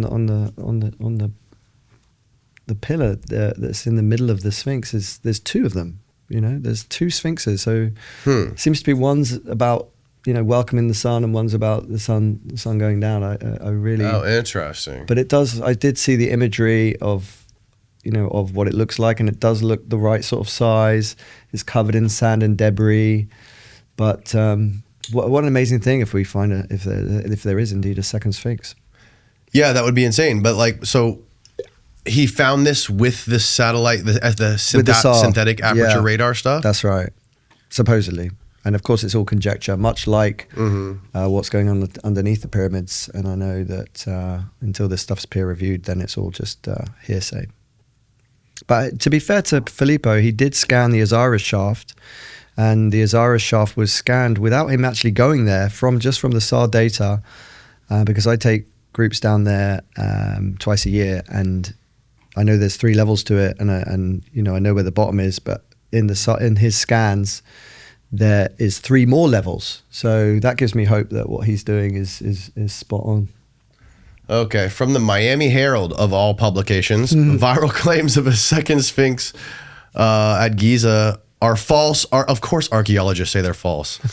So does it have a link to, like, try to find the original source of how Filippo, like what Filippo said? Did he include any imagery? Did he include any of the SAR data? Maybe it was an interview. Maybe he was just like an off-the-cuff statement that he said. He did a full world exclusive at this event in Portugal. I don't think it's been released yet, but he did go into a lot more detail in terms of, you know, his history and why he's a bit of a voice in the scene, where, you know, he's using this in his professional day life. But the positioning of it seems to be, you know, very interesting in terms of the maths anyway. Yeah, the thing about the giant shafts below the pyramid, which I'm probably just not smart enough to understand how this stuff works. But like, if you look at the raw data and then you look at the 3D renderings that he came up with, it's like, whoa, completely. How did you come up with this out of this? You know? Yeah.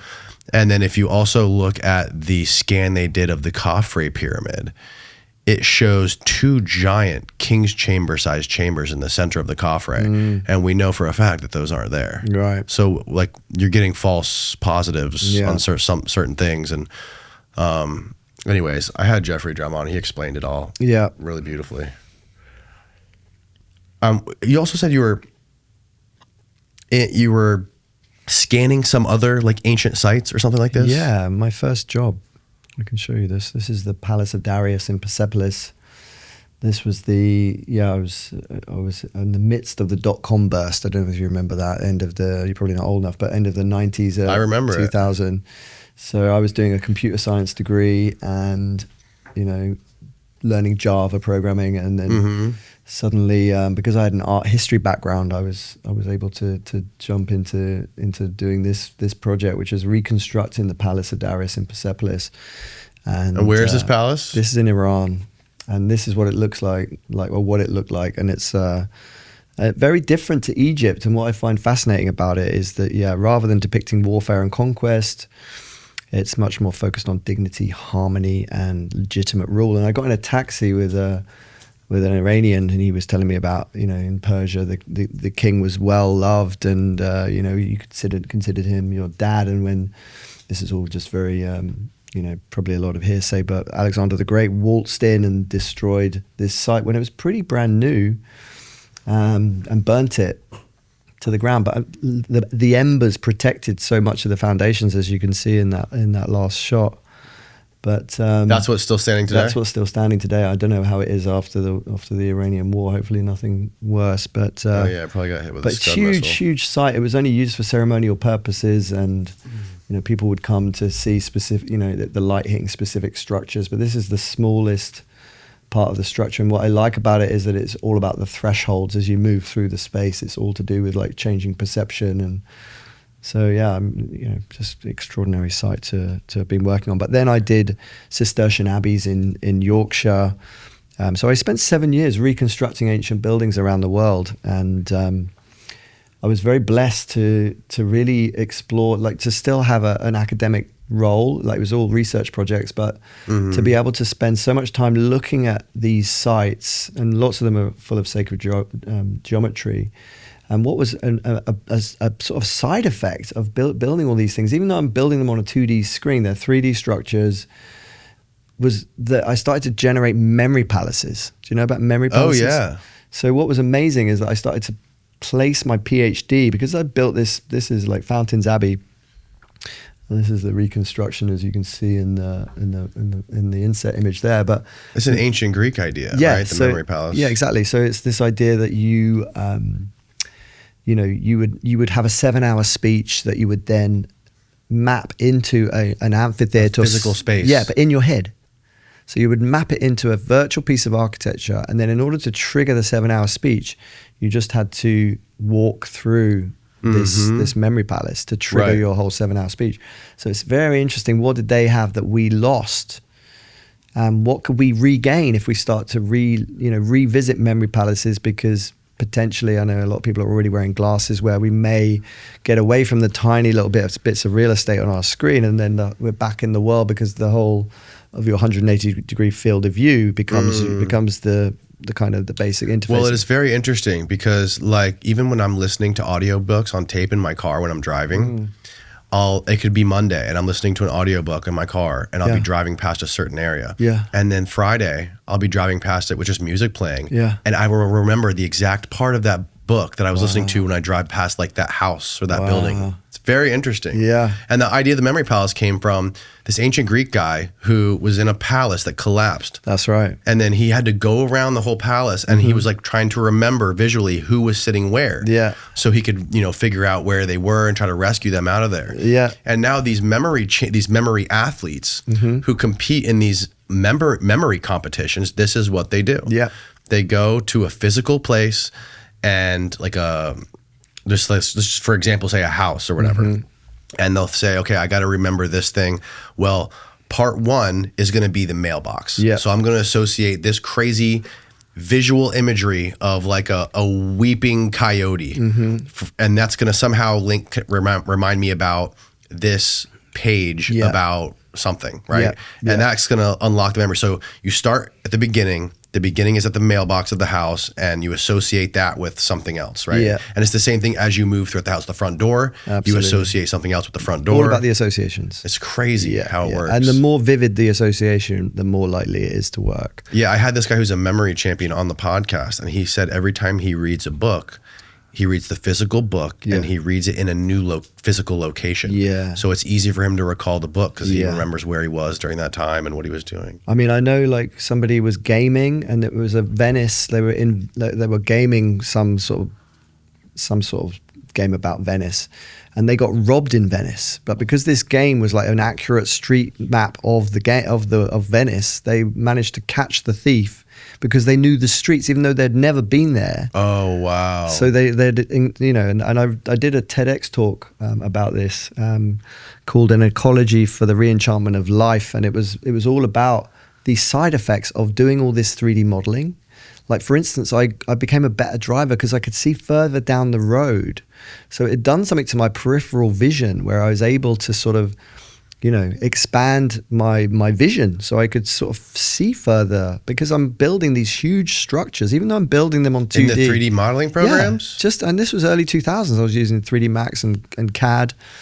So it really had an impact on my consciousness doing 3D modeling. And I would encourage everyone, not just to journal, but get on with some building of memory palaces. And you have to do it yourself. It's not something you can like play, generally if you're going through somebody else's game or whatever, it doesn't tend to stick because it's got to be something that you're building.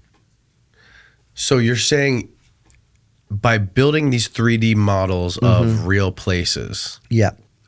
Reconstructions. When you're actually there in real life, you're able to see just side effects of building anything large in a 3D space meant that in real life I was able to see more depth. Whoa. Yeah. It was just crazy, and it was like very obvious.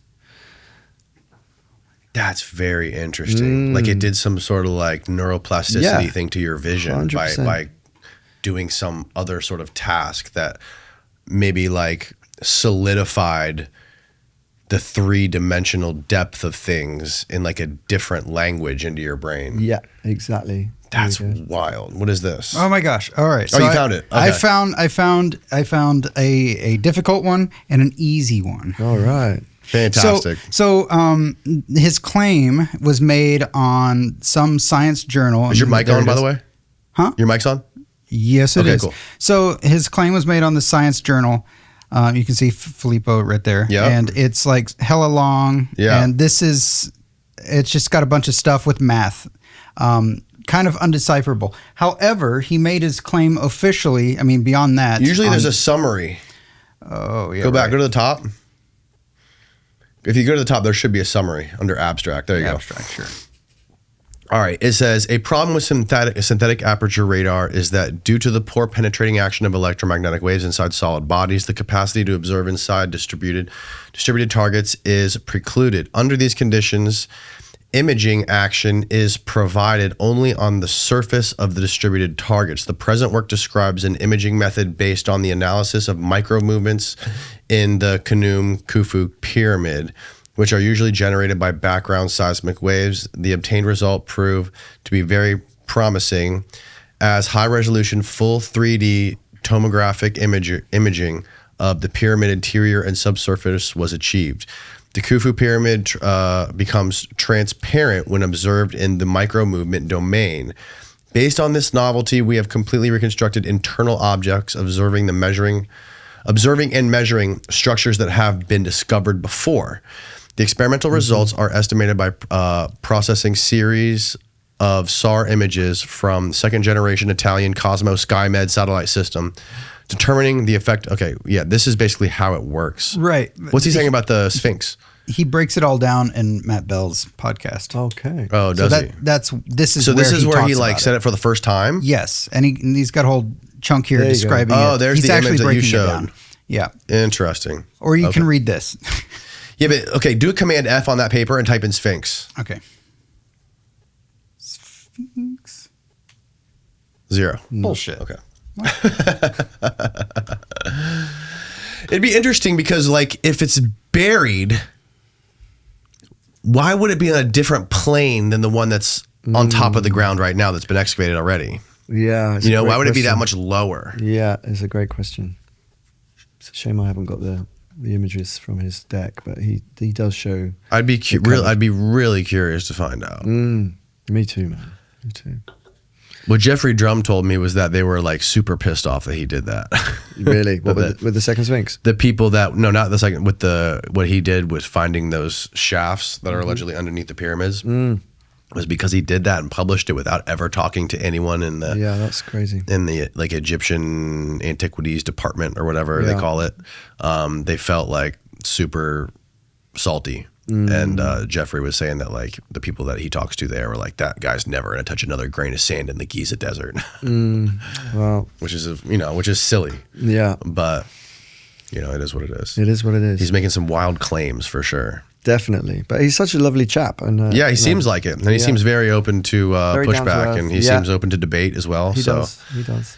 and he's not the kind of guy who talks like this is absolute truth. Yeah. He's like seems like he's being fair about it. Have you ever opened your fridge and blankly stared into it for 5 minutes, suddenly realizing you have nothing to eat? That no longer happens to me now that I'm using ButcherBox. ButcherBox delivers 100% grass-fed beef, organic chicken, wild-caught seafood, and more, all sourced to standards they can actually tell you about. They've actually done the research and made the sourcing decisions, so all you have to do is decide what's for dinner. It's honestly made healthy eating easier for me because I always know I've got high-quality protein in the freezer ready to go. And when I'm hosting people, doing a cookout, or just trying not to order takeout again, it saves me a trip to the store and a lot of last-minute scrambling. I keep a few of my go-tos stocked at all times, from ground beef, chicken breasts, and seafood. So when I'm looking for something last minute, I'm not left scrambling because I got the real deal ready to go. It just makes the healthy choice the easy choice. If you're looking for an easier way to get great meals on the table, give ButcherBox a try. Go to butcherbox.com/Danny to get $20 off your first box, plus your choice of free ground beef for life or free chicken thighs or top sirloin in every box for a year with free shipping always. That's butcherbox.com/Danny. Butcherbox.com/Danny. And be sure to use the link below so they know we sent you. I mean, I can show you a bit more around Egypt, but one of the things I wanted to play was we're talking about imprinting from memory palaces, but also the imprinting from sound. I don't know if you've ever done any like listening to specific sounds whilst taking specific substances. But this one was interesting because it was Do you want to show this one? Oh, right. So this was actually a piece that was commissioned by Imperial College, London, to be played every time I was taking DMT during the 8 years of the study, of the studies. And so it's a guy called Pascal Savy that made it. And yeah, I mean, it's a beautiful piece of sound, but it's also something that's been imprinted so deeply on my subconscious that even now I'm starting to feel like I'm coming up on DMT. Just even those opening bars. So it's something that's very interesting, that sound can have this potential to imprint. And I think that one of the things when I talk about altered states and everyone trying to like constantly like reach the next peak experience is like, can we use different types of media to revisit these experiences without the need for the drug? You know, I think that's for me as a professor. I'd be curious if they would have gave you put a specific smell in the room. Yeah, smell as well. Because smell is like one of the strongest sense, or the strongest sense tied to memory. Yeah. So I run this project called the Museum of Consciousness, and we've done that where we've combined smell and sound. And what we'll do is we'll actually get people to smell something before a sound transmission, and then smell it after, to see if the sound has had an impact on your senses and whether you've actually improved your sensitivity to smell. But this is called reminiscence therapy. So a lot of people with Alzheimer's, when you play them music that they've loved in their lives, suddenly they come back online. It's like they're plugging back into an older version of themselves. But the Museum of Consciousness I started specifically around sound, because I think we've started to misuse sound. And I think, one of our artists, we've got 100 artists in the museum, and one of our artists called Tritha, she's telling me that in the 11th century in India, they'd already found the sounds and frequencies to heal specific organs. In the 11th century. So what have we lost with the way we're listening to sound now on Spotify, on our phones? I've got vinyl at home, like 10,000 records, and when I put on a record, I don't skip. It's a physical thing where I'm playing the record, I'm listening more deeply, and I think that it's a really missed opportunity to deeply listen to sound, especially when you can go and have a long form experience. We do 5-6 hour shows. We've done them all over the world. And I did a show in New York with New Yorkers on a Sunday, and people was like, nobody's going to stay for more than 20 minutes. You're insane. But I actually put them on uncomfortable seats as well, because I wanted them to just be blown away by the sound. So the challenge to the artist is, can you create a 20-minute piece of sound that will change consciousness in a reliable, measurable way that will be timeless, that works across culture, that works across gender, that works across... And of course, there's so much pseudoscience in the space that, there's this, I'll use this frequency to cure your ADHD, use this frequency to cure cancer.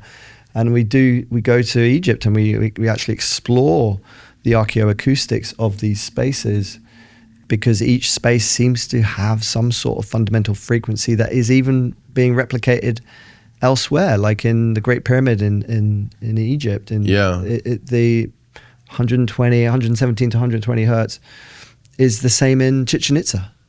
So they've seemed to be tapping into something that is. So this is the typical sort of tour where we're going underneath the Giza Plateau. We're doing Abu Ruwash.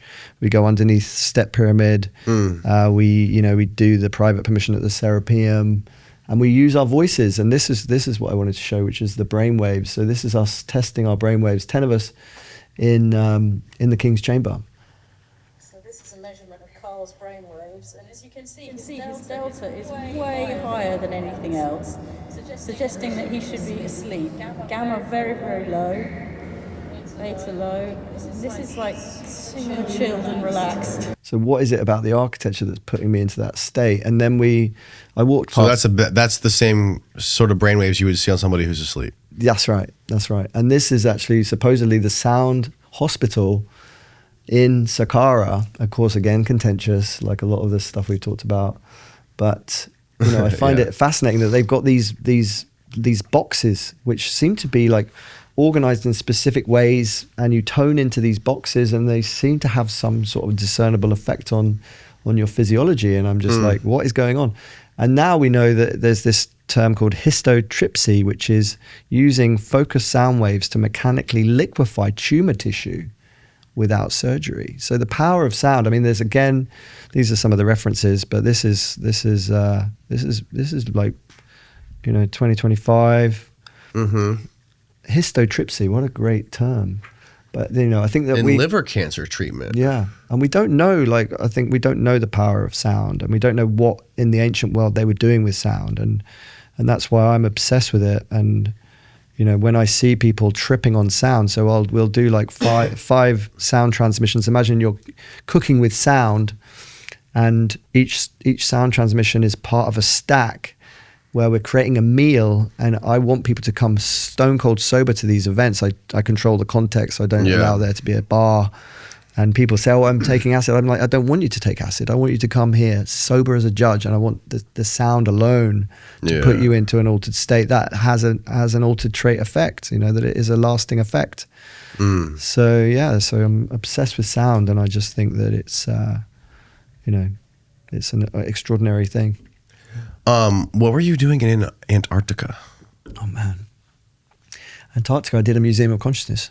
That was the invite. A museum of one of these things. So I did one in the Amazon, where the invite was like, can you play sound to the trees, the plants, and the animals? No human audience.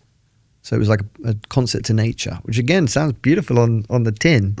Then what's appropriate to play to trees? What can you play that will not mean that the birds abandon their nests because they think it's an alien invasion of sound that they've never heard before? And then you actually the net result is that you actually cause the net loss of life in the Amazon. So that was kind of before Antarctica.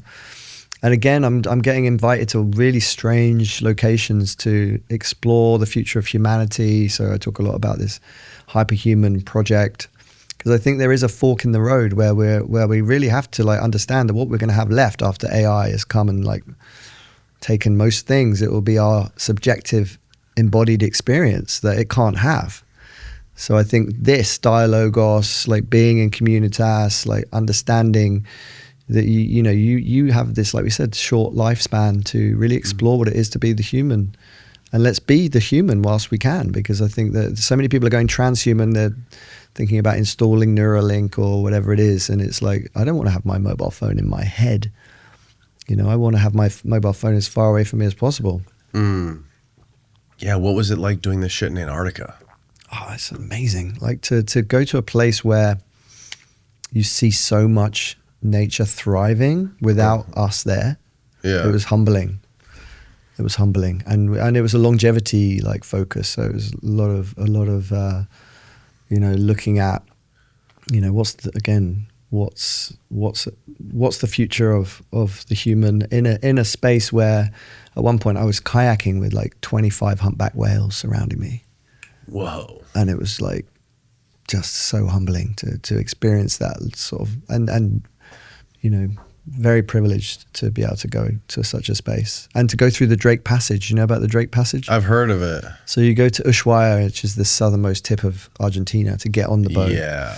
And then you go through a psychedelic experience, which is called the Drake Shake, which is basically 2.5 days of 30-foot waves. Show us the Drake Passage, Steve. And 2.5 days. 2.5 days, and it's a lot of people just dropped out, even though they'd spent a fortune getting on this trip. They were they couldn't take they just couldn't take it, because it's like an initiation. You have to go through the Drake Passage to get into Antarctica, which is you got another 4 days doing all these little expeditions. We did 17 expeditions, and we got super lucky because there was we had the Drake Lake, which was 2.5 days of probably the calmest Drake Passage that they had ever experienced. And on the way back, though, we got it in abundance. And if you think of a hurricane at 12, we had 9 out of 12. So we were on the way back experiencing the full Drake Shake. And it was you get thrown out of bed in the morning and you're you think you're going to die, and then you actually go and speak to the woman in reception, and she's like, "Oh, this is nothing. I've been on the boat for 8 months, and I don't even feel like I just imagine I'm in a really nice hotel." Did you get seasick? I did not. Really? Yeah, I was lucky. How long does it take? So you said 4 days to get from the tip of South America to 2.5 days to get into Antarctica proper, and I'd love to. And once you get to that, you go right to that tip of Antarctica right there? Yeah, and then you're doing all these little expeditions on smaller boats. How far south do you go from there? Not very far. I mean, you're really exploring, and it's they're not going to show you all the alien bases. Nah, exactly. But you do see what looks like, crazy ice walls. Wow, but it's just such. I mean, I highly recommend it. And it is one of those places where, yeah, you really bond with people because you're seeing things that very few people have. And yeah, I would love to go back. Yeah, there's something about those kind of novel experiences is that when you do that and you experience that and you get back to like normal everyday like society, like get back to the civilized world, it's like depressing almost. It really makes you realize like what. It's like, oh man, this sucks compared to that. Seeing 100,000 penguins in different colonies and like leopard seals eating penguins for breakfast. Incredible. Yeah. Yeah, it's a weird thing. I feel like some people are really going to resist technology, and then there's going to be other people that, I mean, obviously there are people that they want to accept it, just to integrate. Elon thinks it's inevitable that we're going to integrate. He's already fucking putting probes in people's heads. Yeah, I think that, when I talk about hyperhumanism, it's not a Luddite approach. It's not about going anti-tech. I think tech is fundamental. Yeah. I think we are human because of tech. Right. Techne, Exactly. Yeah, techniques. we are what we are specifically because of technology, exactly. right? Because of fire. Yeah, exactly. And I think that it's foolhardy to think that we're going to be, a species without technique. I think that it's, we are here to expand our senses, to explore all of these things. But I think that we can use AI to become more human. For me, that's the crux of it. It's like, how do we understand what we've atrophied because of, let me just show you a couple more slides on this idea of hyperhumanism, because I think you'll get it once I explain it like this. So I think, when we're looking at, the transhuman vision is one of engineering. Like, we are an engineering problem to be solved. Like, that's, how a lot of these longevity experts talk about. But I think life is a mystery to be lived, not a problem to be solved. I think this, it's a collective thing. It's not a hyper individualized thing. I think to be able to feel pleasure, I must pause the facilities of doing, achieving, performing, and become an instrument of sensation. How many of us are like dropping into pure consciousness, like on a regular basis, because we're in this cult of productivity that we constantly have to produce to be feeling like we're worth something. Yeah. And I think it's also it's like a multi-generational project, right? Knowing the difference between those who... Yeah, who was the guy who had the famous quote that we are the sex organs of the machine world? I haven't heard that one. That might have been McKenna. That sounds like McKenna. But just that whole idea of like, what are you doing now that will benefit the next 5 generations or 50 generations? It's a multi-generational project. And I think so much of it's about unlearning all the cultural programming. Again, McKenna talked about like how culture is not your friend and you need to make your own culture. And I think one of the other big things about hyperhumanism is learning to die before you die, because I think death is extraordinary and it's something that we should not try and avoid. I mean, it's like we're already like the resources of the average American being used is like for 5 planet Earths. So all the mystery schools talk about like the mini death of The mystery schools? The mystery schools of like ancient Greece, Eleusis, or we call it Eleusis, but it's Eleusis is the correct terminology.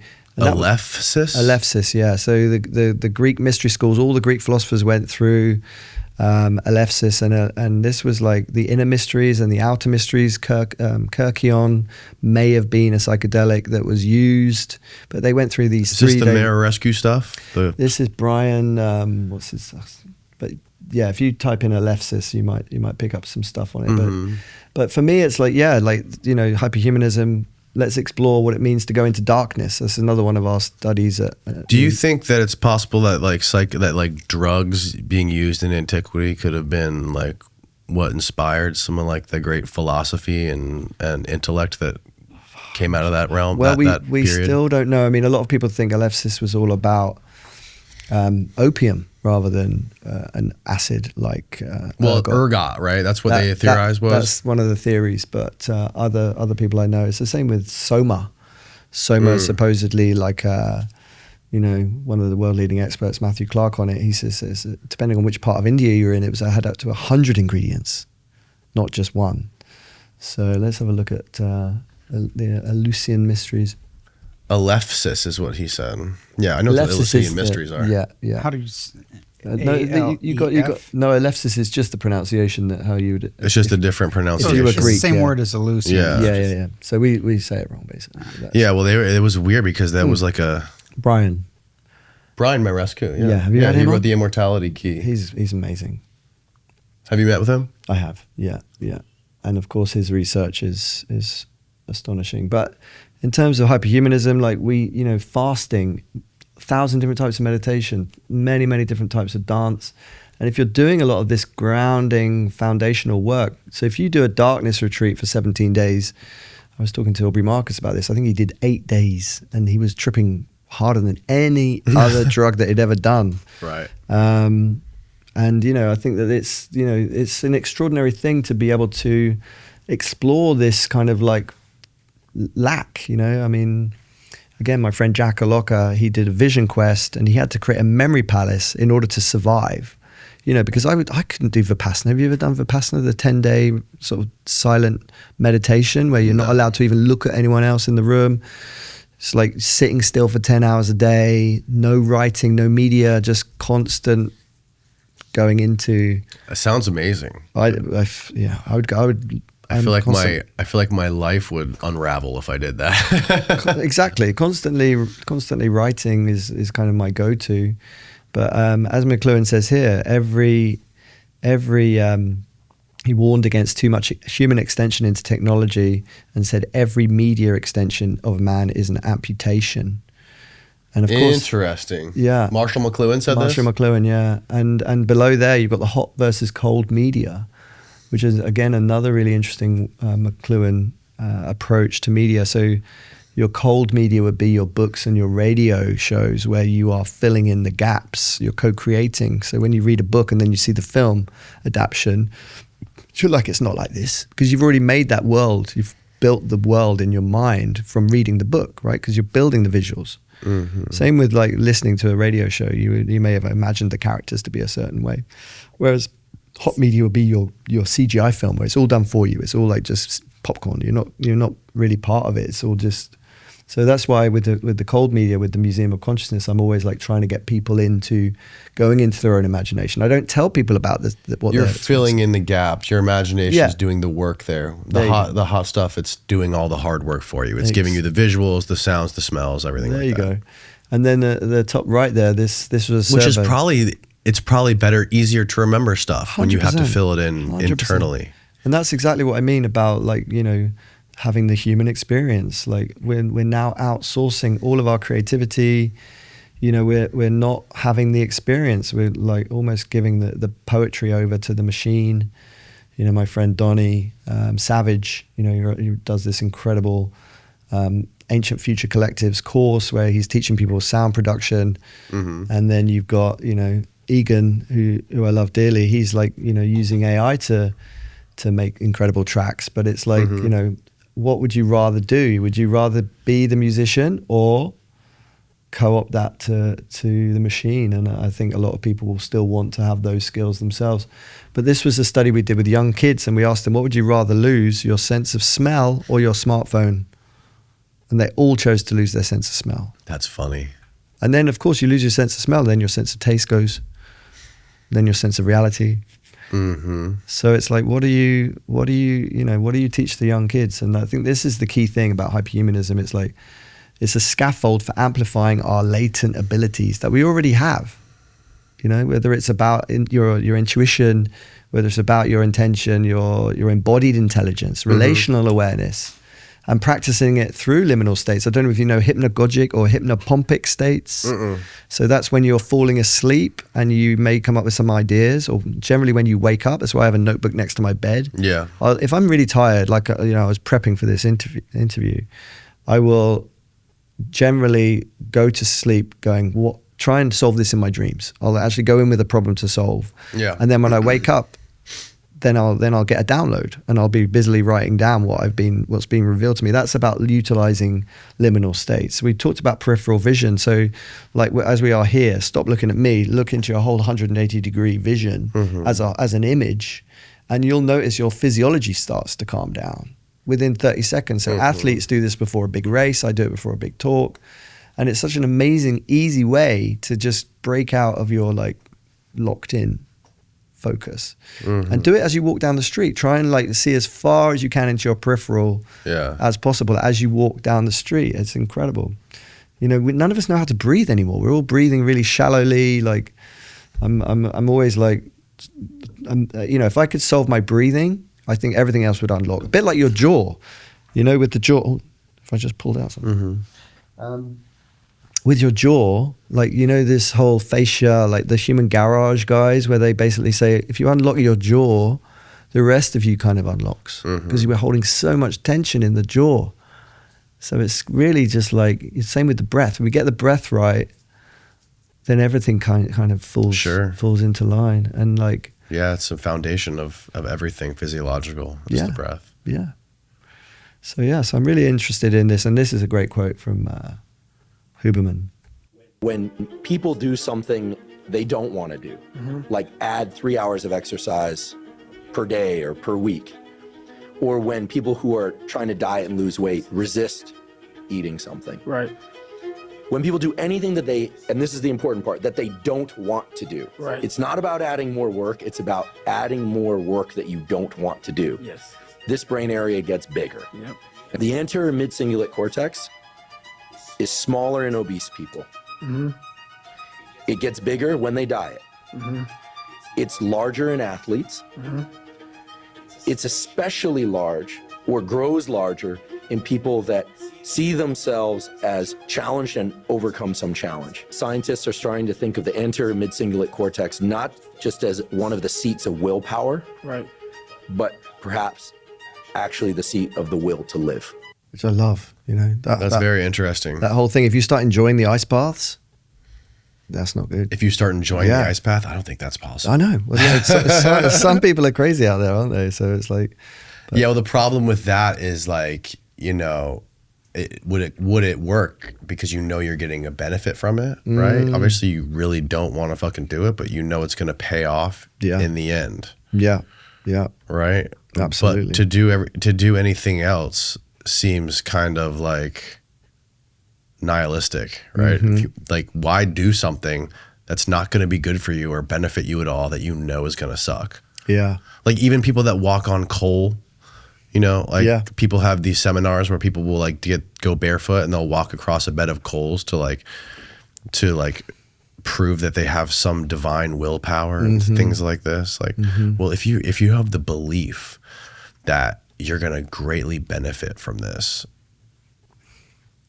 then, you know, how much power does the belief have to get you to overcome some insanely physical demanding task like that, right? And does it work in this context? Yeah. I don't know. Yeah. So what are your go-tos when you're trying to like improve your human experience? Do you do breath work? Do you do like ice baths? What I try all of that crazy stuff for sure.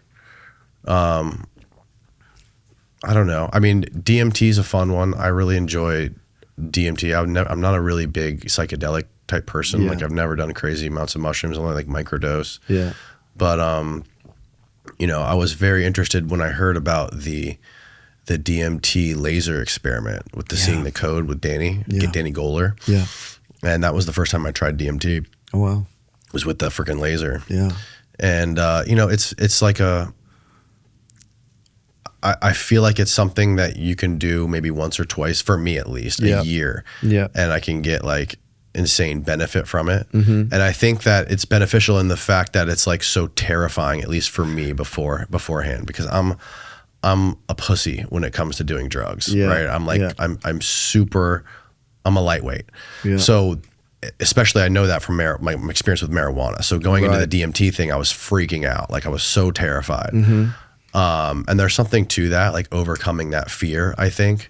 And another problem is I had like a preconceived notion of like what was going to happen and what it was going to be like, because I've listened to so many people tell stories about it. Yeah. And, you know, one time recently I had a crazy experience on it where I was having a telepathic conversation with the trees in my backyard, and they were explaining stuff to me, not in language, but in like through feelings. Like they were impregnating me with feelings and emotions about certain things. Yeah. And it was like, the gist of it was, and I only remember this because I immediately recorded it after and listened back to the recording, was that like the earth is, they were like birthed here and this is their home and it's not our home. And we're sort of like alien to this place and we're transients. Yeah. And like that they know the truth about the world and about reality, and that like it's impossible for me to ever know that, and I'm naive. And you know, it was very profound for me for weeks afterwards. Like I couldn't stop thinking about it. And I was like, this must be true. This is crazy. This like human beings, and we are NPCs or just players in a video game almost. Right. And I took so much meaning out of it, but then I started to think about it more, and I'm like, you know, have I heard things like this? Have people explained these ideas to me before, or is this all completely new to me? No, but people have explained this stuff to me, and this is stuff I've heard before. So how much of like my deep inner psyche or things that I've heard before that I may not be able to fully articulate yet are bubbling up to the surface here? Yeah. You know, I'm racking my brain on that, and I don't know. But does that mean you can't get great benefit from something like that? Absolutely not. But like, if you want to boil it down to like its pure materialist form and try to like weigh this and measure this in like a scientific way and figure out what it is, could that be what it is? I think possibly. Yeah, I mean, like, is this God? Is this spirits? Is this some sort of like, are these deities? You know, people put their own translation on anything on all of it. You know, everyone has their own flavor of what the reality of this stuff really is. Absolutely. And I'm trying to like figure out like cut through all that shit. Yeah. And like, what is it really? But then I think like, does it really matter? You know, maybe not. Absolutely. Yeah, no, it's, I mean, this is why I'm obsessed with this idea of Umwelt hacking. Have you heard of this term? No. So Umwelt hacking is like your sensorial system, and every species has a very different Umwelt, right? So I'll give you an example. Let me just show you this one. So for instance, this lobster, right? A lobster's brain is located in its throat, its nervous system in its abdomen, its teeth in its stomach, and its kidneys in its head. It also hears using its legs, tastes with its feet. So imagine like plunging into this Umwelt. And of course, like this Cyberdelics, like Marshmallow Laser Feast, have done this experience to be you know, in this, you know, a mosquito, or they use VR to try and create these experiences. But I think the key thing that we're sort of up against is like the you know, this was kind of how we've been portrayed, like the kind of humanist perspective is that we're the apex creature. Yeah. Whereas actually what's actually going on is that we're part of a nested ecology. And unless we actually get with the program, we're going to find that we get rid of the bees, or something happens that we can't actually survive. So I'm always like, well, what's it like to be like having compound eyes? Or hear from Merlin, he says, what's it like to be a fungus if you had no head, no heart, no center of operations? I've heard of this dude. Yeah, he's amazing. So, but he's just done an amazing. Is he related to Rupert? Yeah, son of Rupert, and he's just done a big study looking at the fungal networks across the world and like trying to understand. I think it's some incredible stat about how long these networks are and how many times you go to the sun, like countless times. But yeah, just that that as a trip, right? And it's called the Wood Wide Web. So being able Yeah. to see all of this kind of sharing, like no billionaires hoarding, but just sharing when you're in abundance. Yeah. Just that ability to really understand that there is another operating system that we're not privy to. This is ants performing surgery. So this intelligence that's like now being revealed, you know, we only used to think that dolphins were conscious, and so much else was. Look, this is like leg being removed. From He's this. eating his leg? Yeah, he's like. Why the hell are they doing that? He's performing surgery. What? Yeah. Incredible, right? And then you got this guy, you know, this Umwelt, freezes solid in winter, no breathing, no heartbeat, no blood flow, brain silent. Then in spring it thaws out alive like nothing ever happened. You know, just this incredible range of different experience. And this term, nature on the board. So big corporations now have to have the voice of nature. For any policy change, they need to have the voice of nature. Now, with AI, we're starting to see that may happen because we've got earthspecies.org, which is using large language models to decode the languages of all these other species. Dolphins may be the first communication that we open up, but Project SETI's revealed that sperm whales have their own phonetic alphabet. We've got plant signaling. So in terms of this sort of like interspecies communication, like you were experiencing with the tree, Yeah. you know, maybe this actually starts to be made available through AI. So it's kind of a fascinating, you know, one of the best news stories, I think. Although, are we going to like what they have to say? Probably not, because they're going to just tell us we're a bunch of fucks. Yeah. You know, like this is what's coming. So it's like there's fungi languages. It's, you know, it's just crazy. So yeah, we know that there's language there, but we don't have an iota about what it means. Again, I was talking to Anil Seth, and he went out on an expedition, and they were playing some of this whale language to the whales, and the whales came, but were very distressed because what it turned out was that piece of language was actually a distress call. So they all expected a whale to be in distress when they came, but it, you know, you can only really observe animal behavior to see what is actually going on with this revealing of these languages.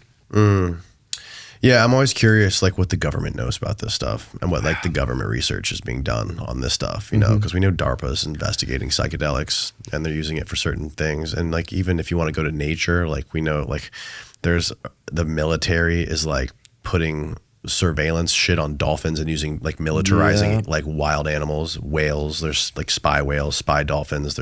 They get dolphins to like do sabotage on like submarines and underwater cables and stuff like that. It's crazy, like what we do to nature. It is, right? Like, and you know, we know the government has been experimenting with psychedelics for a long time, and in the context of like things like remote viewing and like the Stargate stuff and all that crazy kind of parapsychology type thing, you know. And what seems to be evident is that there's a definite correlation with the emergence of the technological mind and the atrophy of like this psychic mind, right? Yeah, absolutely. Like the more technology becomes part of us, the less of this, whatever you want to call psychic mind, whatever that is. Yep, we're right? cutting off from it the seems source. to go away. Yeah. And it makes you wonder, like, you know, where human beings is, you know, 1 million years ago, were they before we had language? Was there some sort of other way of communication, like an intuitive language? Yeah. People able to just sort of like communicate feelings the same way that tree was communicating feelings to me? Absolutely. I mean, I remember like lying in bed as a kid and just being on the ceiling, like not having this kind of distance, and then it's ingrained upon you, like you're Carl, you're Carl, you're Carl, you're Carl. And then I separated from the tree. You know, I had this kind of like real like farewell almost, like, oh fuck, now this language seems to be at the cause of a lot of this distancing from, you know, this non-dual reality. And of course, you know, I am both of us and so are you. It's like, but it is language, it is technique, it is the distancing, which seems to be accelerating. Like you said, it's like we are, you know, channeling a lot of our core ideas. Yeah, I mean, if you really distill technology down to its base, not technology. I mean, I would say like that distilled would be mathematics. But like if you wanted to distill everything, like the where we are in today's world, like miscommunication, or whether it be intentional or by mistake, right? It's language. Yeah. Is that one thing? Yeah. Language is inherently deceptive. Absolutely. You know, it's very interesting. It's very interesting how that has sort of like spiraled into where we are today, where it's now you have not just language, but we have language in the form of video and audio on across all these different mediums that are constantly getting piped into our, you know, our televisions, our phones, what have you. Yeah. Yeah. I was reading recently about if you are bilingual, you're much more likely to survive, not necessarily survive, but survive in a positive way after a stroke, because you've got more sort of neural matter that's kind of available to you, because, like, you know, if you're Interesting. a typical Englishman just speaks the one language, you're more at risk. So I think, yeah, language is one of those things that is Have you ever heard the story of Terrence McKenna and his brother when they went to the Amazon or Colombia, I think, La Chorrera, and they were taking mushrooms, and they were eating just basically mushrooms for breakfast, lunch, and dinner, and they were like on a constant trip for like 2 weeks. Wow. And they were explaining, or not Terrence, but his brother was explaining how they were communicating telepathically the whole time. Yeah, I can believe it, especially if you're... And there was this one chemical that was called like telepathine that they ended up changing the name for it because it like wasn't scientific. You know, it's very interesting. You know, if you could do an experiment, you know, similar to like DMTx, and see if you could, maybe DMT is not the right chemical or drug to experiment with this, but if you could give some people some sort of psychedelic and see if they could accurately communicate to each other without using language or without using like visual audio cues, something like that, like what could you discover? I mean, have you looked into these telepathy tapes? I have. Yeah, I mean, I've looked into it, a lot. I haven't actually really heard. I've only heard the naysayers rather than people actually. I mean, I guess there's a percentage of people that are doing it, but I think, I'm not sure whether it's... The problem with the whole space is there's grifters. Like, is that shit real? I if I was to bet, I'd bet it's 100% real. But the problem is then you take people that try to monetize it. Yeah. You take, and then not only that, but you get people that try to, you know, put it on display publicly for people and then try to like call it on demand at will in front of a live audience. And I don't think it works like that. Yeah. You know, I think if that stuff's real, if this whole parapsychology stuff and like, you know, telekinesis and this kind of stuff is real. I mean, to say that you could like call it to your conscious on demand and do it like some sort of a hat trick, I think that's a stretch, right? So, but at the same time, if somebody does have those abilities and they want to do it on a live television show on David Letterman or whatever, they probably would have to come up with some sort of a trick to compensate at some times. So it's like, it's a very blurry line between what's real and what's not, and like people that are trying to fake it to make money. So I don't think that's a good excuse to dismiss it, but I do think there definitely are a lot of charlatans in the space that are, you know, phonies. Yeah. But the telepathy tapes is certainly interesting. I would like to witness it in person. And like see how it actually works. One of the problems is they don't allow skeptics in there to really? They don't, not skeptics. They don't allow stage magicians in the room to witness it, because stage magicians know how to do the same thing. Or mentalists know how to do the same thing, but using tricks. They know how it's done, right? So if you could get a stage magician in there to witness it, to say, like, to verify whether the stuff's real or not, that would be incredible. But one of the problems is they say that if you let somebody with that kind of skeptical energy into the room, it ruins it. It won't let it work. Maybe that's true. maybe it's not. But Yeah. until that happens, Yeah, I'm still on the fence. Yeah, I mean, I think it's one of the things about one of my previous universities is it was always like, if you've got dyslexia, then you're welcome. But if you don't have some sort of neurodiversity, then you kind of like not going to make the grade. And I think it's all about reframing a lot of these disabilities as abilities, because you know we know that a lot of these things lead to creativity. You know, and I think you know we've just launched this Center for Human Agency, and it's really about understanding, where is our agency? Have we got any agency? If we're lacking agency, using AI, is it going to give you more agency, or is it going to destroy your agency? Because we are creatures of comfort. We want shortcuts. We can easily justify it because everything's so hard. You know, it's like parents putting an iPad in front of a kid because you're busy, right? Everyone's busy, but it's like, I think the key thing is like we now see our agency eroding, and we're part of the problem because we're constantly, you know, the temptation is real to just outsource. Yeah. And how do we mitigate that? How do we do the long form, you know, reality testing of a dream, of a lucid dream testing or whatever? And I think that it's like we've got the question of our agency being eroded, but then you've also got with AI the agency of nature being eroded, because we've you know, we know that AI is disrupting at probably the worst time, you know, a lot of the natural systems, and you know, even the noise pollution. You know, Colossus, for instance, as a data center, there's people out there just filming the frequencies coming out of these things that you can't. They're coming out of what? Out of Colossus, the data center. I'm not familiar with that one. Powers Grok. Oh, really? Yeah, and it's like, you know, where is that? Just terrifying. I don't know, somewhere in the States. Colossus data center. That one's it exclusively powers Grok. Yeah, that's Elon's, and it was built very rapidly. And but just the kind of agency of the people around, you know, these sites. I mean, this term sacrifice. Across Memphis. Yeah, it's like. Can you find some images of this? Ginormous, and yeah, just the agency of the people having to put up with this. In terms of the noise and the pollution on their water, and it's mind blowing. And then you got, you know, Fable was recently banned.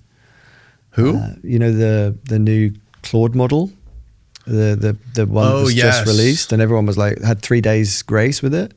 And then suddenly it's taken out. They banned it for like national security because they thought that it could cause cyber attacks. People could get a hold of it. Apparently. But it's just that whole thing that they're building these huge data centers for capacity that's coming, right? So if these frontier models start getting banned left, right, and center, then we may see a bubble burst again, like just with the .com bursting. But you know, because it's like, you know, if governments have the power to just remove these frontier models, is potentially kind of a big dent in the kind of progress of AI, or co-opt them and control them.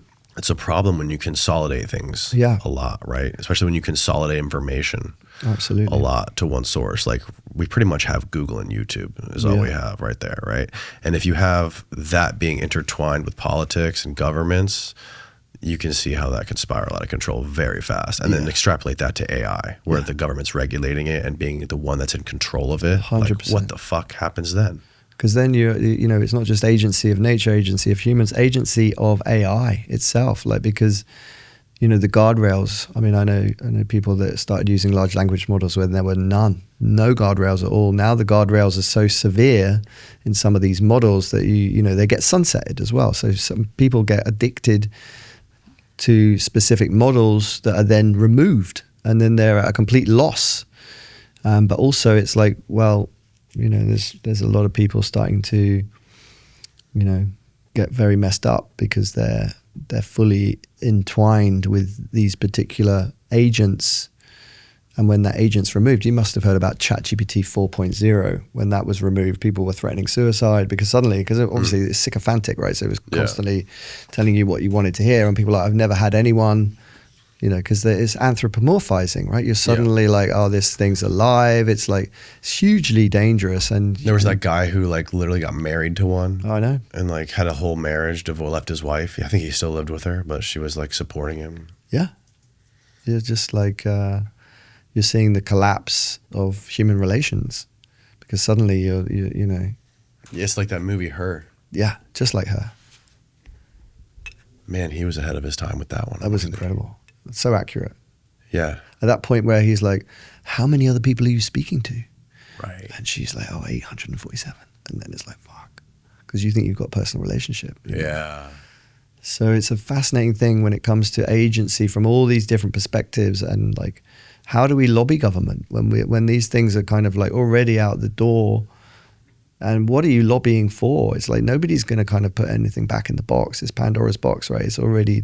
So I think it's more about giving education to people to say, this is how you use a large language model. In terms of like, don't get it to do the writing for you or the making of whatever it is for you. Give it something that you've made, something you've written, and then get it to critique it. So it is this kind of synthesis rather than an outsource. And I think it's just a basic, like, you know, instruction, but it may just, you know, especially for young kids who haven't formed their brains. You know, when you're like, right. You know, when you've formed your neural networks and you've got something to play with, then you're in a much better position than a young kid that's kind of outsourcing apps. Yeah, right. I mean, just like drugs, right? Yeah. When kids are when young developing children get really into drugs or psychedelics, whatever, it can really screw them up when their brain actually does become fully formed and they have a warped perspective or they have like actual physiological issues like seeing things 24/7. Yeah.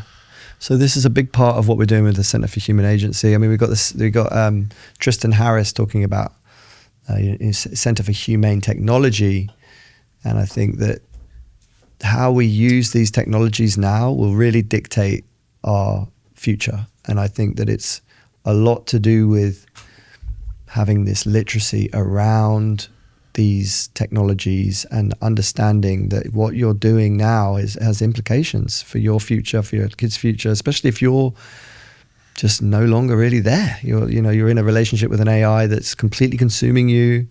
You're no longer available. If we think about presence being longevity and you're no longer present to your kids or your kids are no longer present to you. And this is why I started this project with my friend Josh, because he felt like he was losing his kids to gaming and they weren't able to hold conversations and they weren't. Really? Yeah. And he was like, what the hell can I do as a parent to understand what it means to be a good ancestor?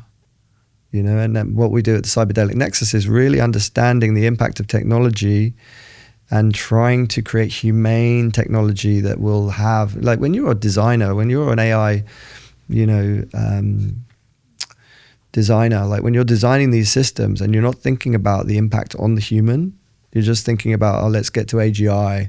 And actually, you ask Peter Thiel, should humanity survive? And he just sits there and sort of like goldfish, like, right. Jesus, man, like, are you not human? Do you not have kids? You don't think we should survive? Like that's where a lot of people are at. And it's like, it's actually pretty doomer, it's like, let's like make sure that we have a future for the, for the kids. Like they are our future. And if we're like not giving them guidance on how to use these technologies, but also not being patronizing, because it's like the hardest thing is to actually, design technology for any kind of use, because it'll always be bastardized by anyone. Yeah, no, it will for sure. So what's the next steps for the whole DMTx thing? How is this going to evolve? You mentioned the thing that's going on in the Caribbean. Caribbean. Yeah, so St. Vincent and the Grenadines, we're very lucky to have a license that enables us to do these studies legally.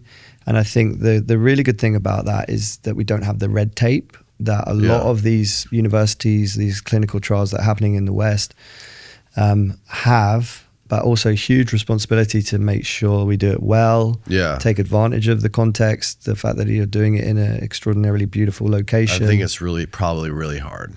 Yeah, it's hard. That was the problem with the Johns Hopkins psychedelic study with the religious professionals, because they found out that all the researchers were just like hanging out and partying with all the subjects, like doing drugs together after hours. Hugely problematic. Yeah.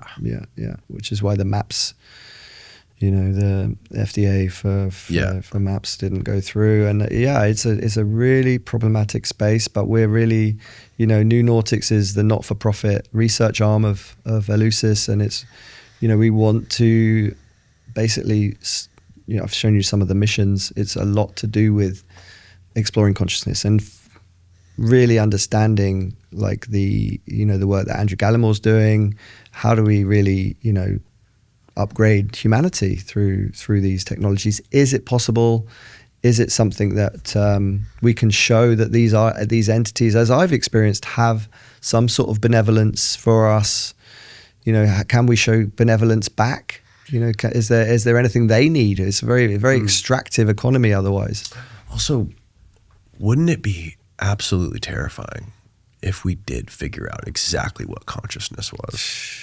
Same thing with the mysteries. You think aliens would disrupt human civilization and melt down religions? What would happen if we figured out exactly what consciousness was and how it worked? I hope we don't.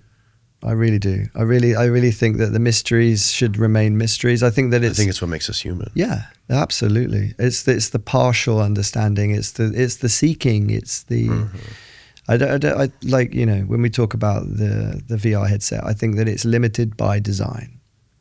Just like these DMT trips are limited generally by design. It's like I think that we have the opportunity to put our dip in, but don't spend your whole time like peeking beyond the veil. Let's try and like have we're blessed. I think we're super blessed to have this experience of being human. And I think ultimately these mysteries, just like in Egypt, there's so many incredible things. Each site that I go to is a mystery in itself. And they bear repeat visits because you are just scratching away at the surface of this mystery, just like we're scratching the way at the surface of our potential. And I think that, it's a multi-generational project, and it should be. If we have the hubris of thinking that we're going to, come up with the answers, I think that it's foolhardy. Very well said, man. You got a plane to catch. I do. Thank you for doing this. Thank you so much. Where can people learn more about your work and everything else? You can go to contextology.com.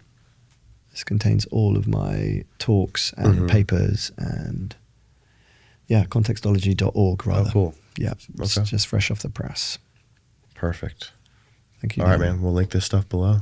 Yeah. Thanks again. We'll have to do this again, man. Yeah. Thank you, Danny. All right. Good night, everybody. Cheers.